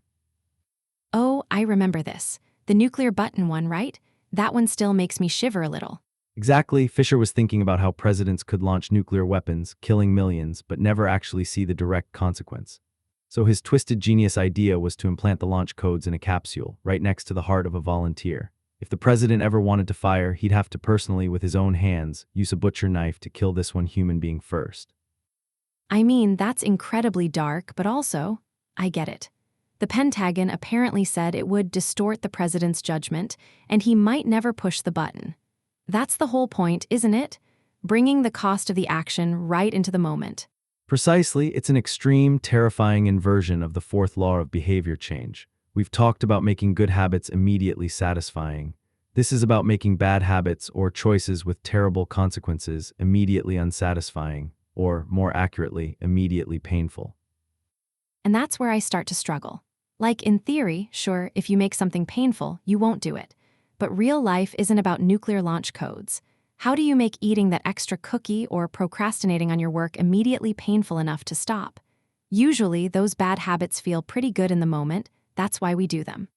The pain only comes much later, after all the cookies are gone or the deadline is missed. That's the core challenge, Maya. The gap between the action and the consequence is where bad habits thrive. The longer that gap, the less impact the consequence has on our behavior. Think about it. A plumber has to do good work because bad reviews are immediate and tangible. A surgeon has to master anatomy because the cost of cutting the wrong vessel is immediate and catastrophic. The key is making that pain, that cost, as immediate, tangible, and concrete as possible. So, you're saying if my boss stood over me every time I opened social media, yelling, I'd stop? Probably, yeah. But I don't have a personal yelling boss for my bad habits. Most of us don't have those extreme, immediate consequences built into our lives. That's where the idea of a habit contract comes in. James Clear suggests we create our own social contracts. He gives the example of seat belt laws. For years, hardly anyone wore them. Then laws came in with immediate fines if you were caught. Suddenly, millions of people changed their habits. It wasn't about wanting to be safe. It was about avoiding that immediate pain of a ticket. Okay, so a habit contract. Sounds very official, like I'm signing a legal document to stop hitting snooze. It can be that formal, and that's often the point. The book talks about Brian Harris, an entrepreneur who wanted to lose weight after his son was born. He wrote a contract with his wife and personal trainer. It wasn't just about what he would do, but what the punishments would be if he failed. Punishments? This is getting intense. What kind of punishments are we talking about here? because a fine might work for a seatbelt, but for my personal goals. Harris's punishments were brilliant because they hit him where it hurt, both financially and emotionally.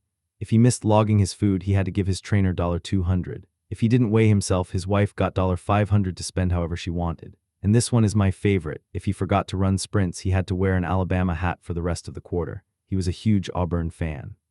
Oh, the Alabama hat? That's a gut punch. So, it's not just about money, it's about public humiliation or just really annoying, immediate discomfort. That actually makes a lot of sense. It's like, instead of the abstract, I'll feel bad about myself later, it's, I have to wear that hideous hat tomorrow. Exactly, the contract clarifies the expectation and creates an immediate, concrete cost for inaction. And the signatures from his wife and trainer weren't just for show, they made it real.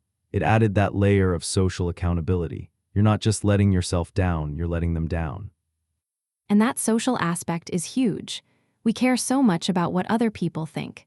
It's why we get dressed up for work or brush our teeth. It's not just for us, it's for how we're perceived. So if my accountability partner sees me as lazy or untrustworthy because I bailed on my habit, that's a powerful motivator. It's why even just having an accountability partner, even without a formal contract, works. Comedian Margaret Cho, for example, does a song-a-day challenge with a friend. It's that shared commitment and the knowledge that someone is watching, even casually. Some people even automate it, like Thomas Frank, who scheduled a tweet to go out saying he was lazy and offering $5 to rep liars if he didn't wake up by 5:55 a.m. I like that, the automated public shame or public giving away of money. That's clever. So the core lesson is that for bad habits, we need to artificially inject immediate pain or cost, and an accountability partner or a formal habit contract is the most direct way to do that. It leverages our innate desire to avoid pain and to uphold our image in front of others. That's it. To stop a bad habit, make it immediately unsatisfying. Create that instant consequence that's greater than the immediate reward of the bad habit itself. It's about bringing the future pain of inaction into the present moment. So the system is clear. Make good habits obvious, attractive, easy, and satisfying. And for the flip side, make bad habits invisible, unattractive, difficult, and unsatisfying. It's a powerful framework, this whole laws of behavior change. This chapter really highlights that sometimes you need a stick, not just carrots.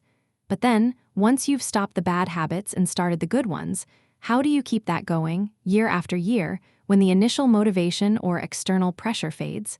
What keeps us truly aligned with these habits for the long haul? Okay, moving into chapter 18, titled The Truth About Talent, When Genes Matter and When They Don't. This is where James Clear really shakes things up, bringing genetics into the habit conversation. He starts with this incredible comparison between two Olympic legends, Michael Phelps, the swimmer, and Hichem El Guerrouj, the distance runner. Oh, I know Phelps. He's practically a fish with how many medals he has. El Guerrouj? I'm not as familiar with him, but I imagine he's incredible if he's being compared to Phelps. Absolutely one of the greatest middle distance runners ever. But here's the kicker. Clear points out. Phelps is 6 feet 4 inches tall, while El Guerrouj is 5 feet 9 inches, 7 inches difference. Yet they wear the exact same length inseam on their pants. Wait, what? How is that even possible? That sounds like a trick question. It's not. Phelps has a relatively short set of legs for his height, but a very long torso and massive wingspan, perfect for cutting through water. El Guerrouj, on the other hand, has incredibly long legs and a short upper body, which is ideal for running. Imagine if they tried to switch sports. Phelps, despite being an elite athlete, would be a terrible distance runner at 194 pounds. Every extra pound is a curse on the track. And El Guerrouj, he'd be swallowed by the pool. Swimmers need height and long arms. That makes so much sense when you put it like that. It's like trying to get a racehorse to pull a plow. They're both incredible, but in completely different contexts. But what does this mean for us? Are we just supposed to give up on things if we're not naturally built for them? That sounds a bit discouraging, like, sorry, you weren't born with the right genes, so don't even bother. That's a common reaction, and Clear addresses it head-on. He says genes don't determine your destiny, they determine your areas of opportunity. It's not about being destined for failure, but about understanding where your natural inclinations give you an advantage. He quotes Gabor-Mate, genes can predispose, but they don't predetermine. If you're 7 feet tall, dunking a basketball is an area of opportunity. Doing gymnastics, probably a massive hindrance. The environment changes the suitability of our genes. So it's about choosing your game wisely. Instead of trying to force myself to be a morning person and getting frustrated when I hit snooze for the 5th time, maybe I should lean into my natural night owl tendencies and schedule my focused work for later in the day. Is that what he's getting at? Exactly, he argues that habits are easier to perform and more satisfying to stick with when they align with your natural inclinations and abilities. You want to play a game where the odds are in your favor, and a big part of figuring that out is understanding your personality. This is where he introduces the Big Five personality traits. Ah, the big five. I've heard of those.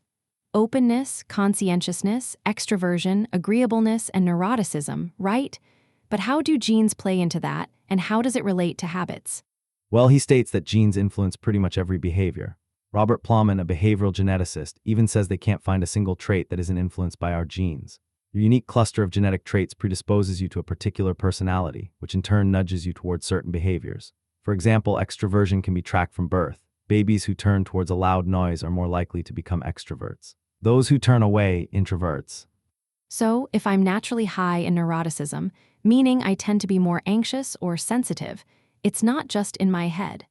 It could be linked to something like a hypersensitive amygdala, the part of the brain that notices threats. And that would naturally make certain habits harder for me, like, say, public speaking or trying new, risky things. Precisely, and the key is not to fight it, but to work with it. If you're lower in conscientiousness, meaning you're less naturally organized, you'll need to lean much more heavily on environment design, something we talked about in earlier chapters to make good habits stick. You can't just expect yourself to be magically tidy. You need to make it obvious and easy to be tidy. That's actually really freeing. It takes away some of the self-blame. For so long, I felt like a failure because I couldn't stick to the popular wake up at 5 a.m. and run 5 miles habit that everyone on social media was doing. This chapter makes it clear. It's not a moral failing, it's just not the right habit for my wiring. That's exactly the takeaway. You shouldn't feel guilty about these differences. Instead, build habits that work for your personality. If you hate traditional gym workouts but love rock climbing, then make rock climbing your exercise habit. If you want to read more but only enjoy romance novels, then read romance novels. The goal is to find the version of a habit that brings you joy and satisfaction, because those are the habits that are going to stick. It's the core of the fourth law, make it satisfying. So, it's about self-awareness then. Understanding where my natural strengths and preferences lie, and then bending the habits to fit me, rather than bending myself into a pretzel to fit some generic habit. That makes so much more sense. It's about aligning your ambition with your ability. You're more likely to enjoy and stick with things that come relatively easily to you, or at least feel aligned with who you are. The trick, then, is figuring out what those things actually are. And that's where I imagine we get stuck. How do you really dig deep and identify those areas of opportunity for yourself?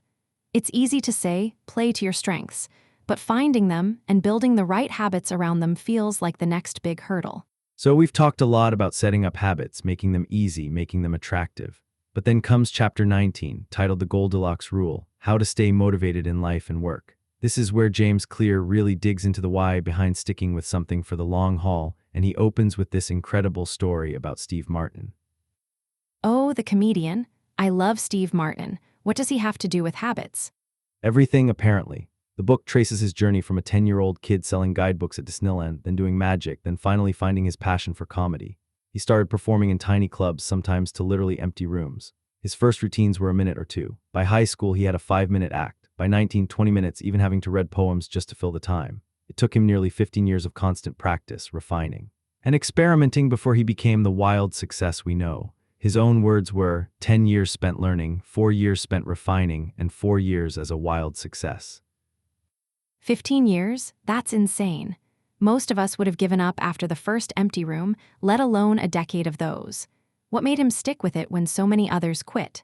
That's precisely the question Clear asks, and the answer is the Goldilocks rule. Humans experience peak motivation when working on tasks that are just manageable difficulty.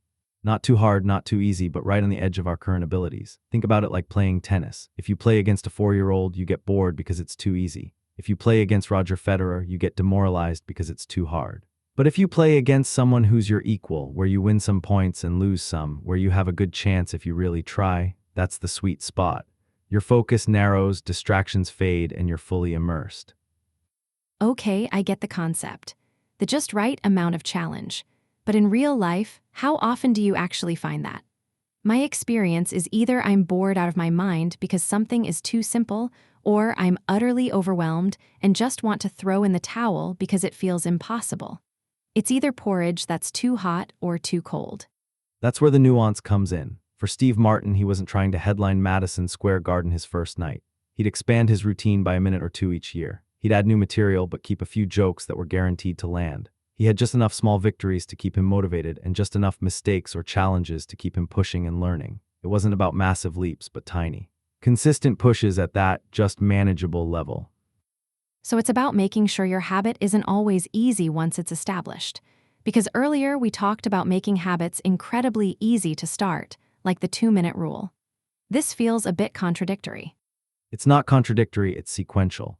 When you're starting a new habit, absolutely, keep it as easy as possible to build consistency. Think of it as getting the engine running. But once that habit is established, once you're consistently showing up, that's when you need to introduce small, manageable challenges to keep it engaging. If you keep doing the exact same thing forever, you hit what's arguably the biggest villain in self-improvement: boredom. Boredom, yeah, that's a killer. I've definitely experienced that. You start a new workout, you're all energized, seeing results. Then it just becomes routine. And you suddenly find yourself looking for the next new thing. Exactly. Clear shares this insight from an elite weightlifting coach who said the difference between the best athletes and everyone else isn't just passion or talent, but who can handle the boredom of training every day, doing the same lifts over and over. It changes the way we think about work ethic.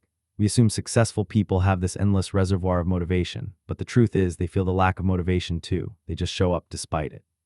So it's not about finding a way to never be bored, but finding a way to push through it, and ideally, keep things just interesting enough that you don't give up entirely.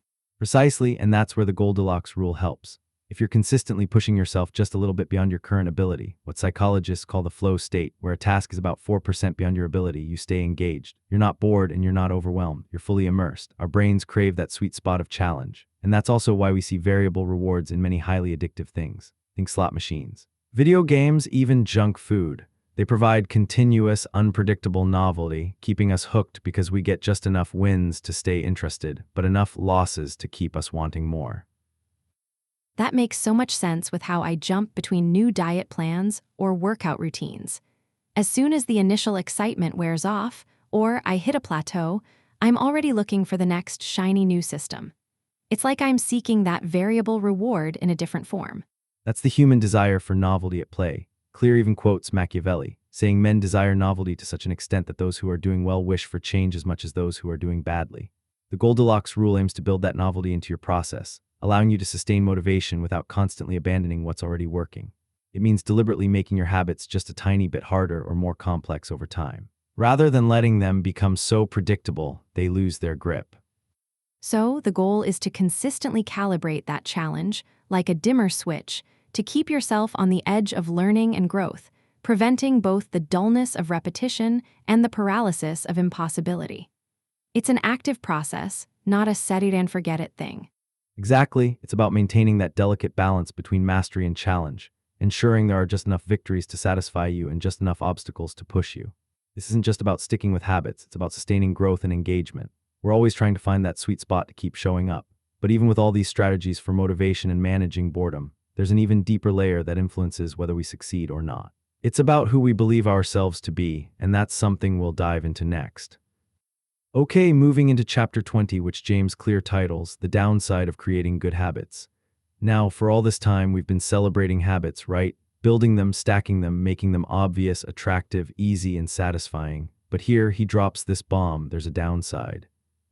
See, this is what I'm talking about. You spend all this energy trying to build these perfect routines, and then the book says, actually, that might be a problem. It feels almost counterintuitive. I thought the whole point was to get things on autopilot so you don't have to think about them. Isn't that the efficiency we're striving for? It is, and that's the core of it. Habits are absolutely the foundation for mastery. Think about a chess player. They can't possibly strategize multiple moves ahead if they're still consciously thinking about how a rook moves or how a knight jumps. Those basic movements have to be so ingrained, so automatic that they don't even register. That frees up mental space for the truly complex, effortful thinking. It's the same for a surgeon, right? They need to make that first incision perfectly, unconsciously, so they can focus on all the hundreds of variables that pop up during surgery. So the automaticity is good, at first. Exactly. At first, each repetition builds fluency, speed, skill. But Clear points out that there's a tipping point. Once a habit becomes truly automatic, you become less sensitive to feedback. You fall into mindless repetition. You start letting little mistakes slide. It's like you hit good enough on autopilot and you stop thinking about how to actually do it better. You might even assume you're improving just because you're getting more experience, when in reality, you're just reinforcing your current habits, not evolving them. In fact, some research suggests a slight decline in performance over time once a skill is mastered. That makes so much sense. I can totally see that in my own life. Like, when I first started learning guitar, I was super focused on every finger placement, every strum. Now, if I'm just messing around, I can play chords without thinking, but I probably make little sloppiness mistakes that I wouldn't have 5 years ago because I'm not listening with the same critical ear. I'm just letting it happen. That's the perfect example. For everyday things like brushing your teeth or tying your shoes, that good enough is perfectly fine. You don't need a system to continuously improve your shoelace tying technique. The less energy you spend on those trivial choices, the more you have for what truly matters. But when you want to maximize your potential to achieve elite levels of performance, whether that's in music, sports, or your career, then you need a more nuanced approach. You can't just blindly repeat the same things and expect to become exceptional. So, habits are necessary, but they're not the whole story. What's the secret sauce for those elite performers then? Clear says it's a combination of automatic habits and deliberate practice. He even gives us an equation: habits plus deliberate practice equals mastery. To become great, those basic skills do need to become automatic. But once they are, you have to return to the effortful part of the work and start building the next habit. Mastery, then, is this continuous cycle of narrowing your focus to a tiny element, repeating it until it's ingrained, and then using that new habit as a stepping stone to advance to the next challenge. It's an endless layering of improvements. Okay, that makes sense conceptually. But how do you do that? How do you force yourself to stay out of that autopilot is good enough trap once you've successfully automated something? It sounds like a lot of mental effort to essentially undo the benefit of the habit, which was to remove conscious thought. That's precisely where the solution lies. You need a system for reflection and review. Clear gives this incredible story about Pat Riley, the legendary coach of the Los Angeles Lakers. In 1986, the Lakers were stacked with talent. They started the season 29-5. Everyone was calling them the best team ever. But then they choked in the playoffs. Riley was fed up with flashes of brilliance followed by a fade in performance. He wanted them to play up to their potential every single night. So, what did he do? Did he just yell at them more? No, he created a system called the Career Best Effort Program, or CBE.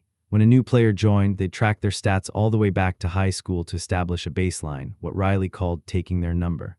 Then, the crucial part, he asked each player to improve their overall output by at least 1% over the course of the season.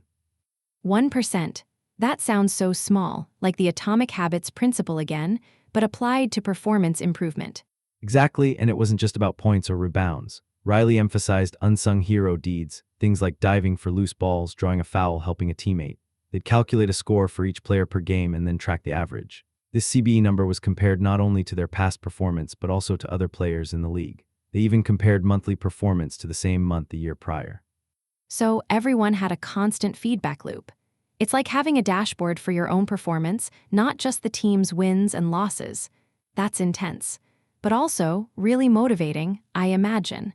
Knowing you have a specific number you need to beat by just a tiny bit. It was incredibly effective. The Lakers rolled out CBE in October 1986, and 8 months later they were NBA champions. They won again the next year, becoming the first team in 20 years to win back-to-back titles. That program is a prime example of reflection and review, making sure habits improved rather than declined. It made them aware of their mistakes and helped them find paths for betterment. Without that kind of reflection, it's easy to make excuses, rationalize, or just lie to ourselves about how well we're actually doing. It's not just for basketball superstars either, right? I remember Clear giving other examples. Absolutely. Eliud Kipchoge, one of the greatest marathoners ever, still takes notes after every practice, reviewing his training and looking for improvements. Swimmer Katie Ledecky tracks her wellness on a scale of 1 to 10, notes nutrition, sleep, and even other swimmers' times.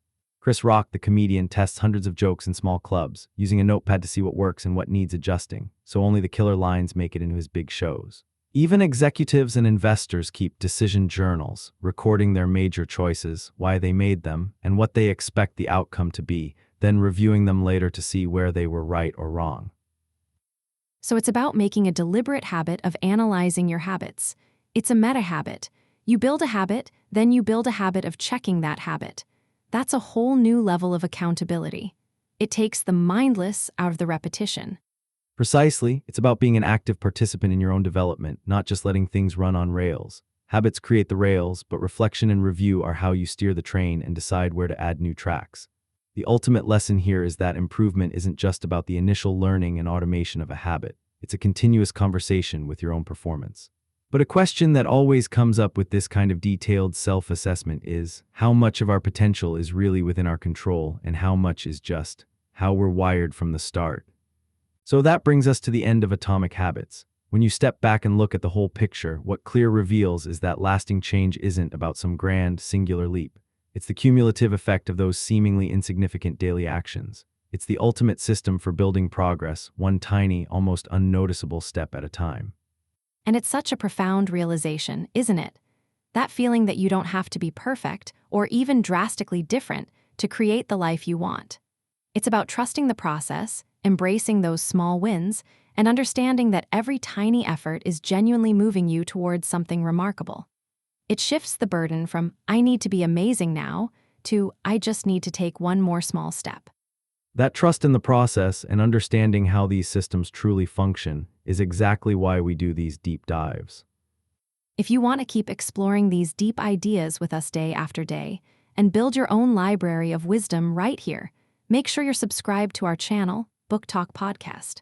Because Atomic Habits gives you the blueprint for building consistent, powerful systems in your life. It shows you the framework for making habits stick. Absolutely. It gives you the consistent engine. But once you have that engine running smoothly, the next question is, what are you going to build with it? What kind of impactful, focused work can you consistently produce? And for that next level of mastery, for taking these consistent habits and channeling them into truly meaningful output, you need to understand how to engage in deep work. We break down Cal Newport's deep work and how to harness intense focus in a distracted world right now in our next video.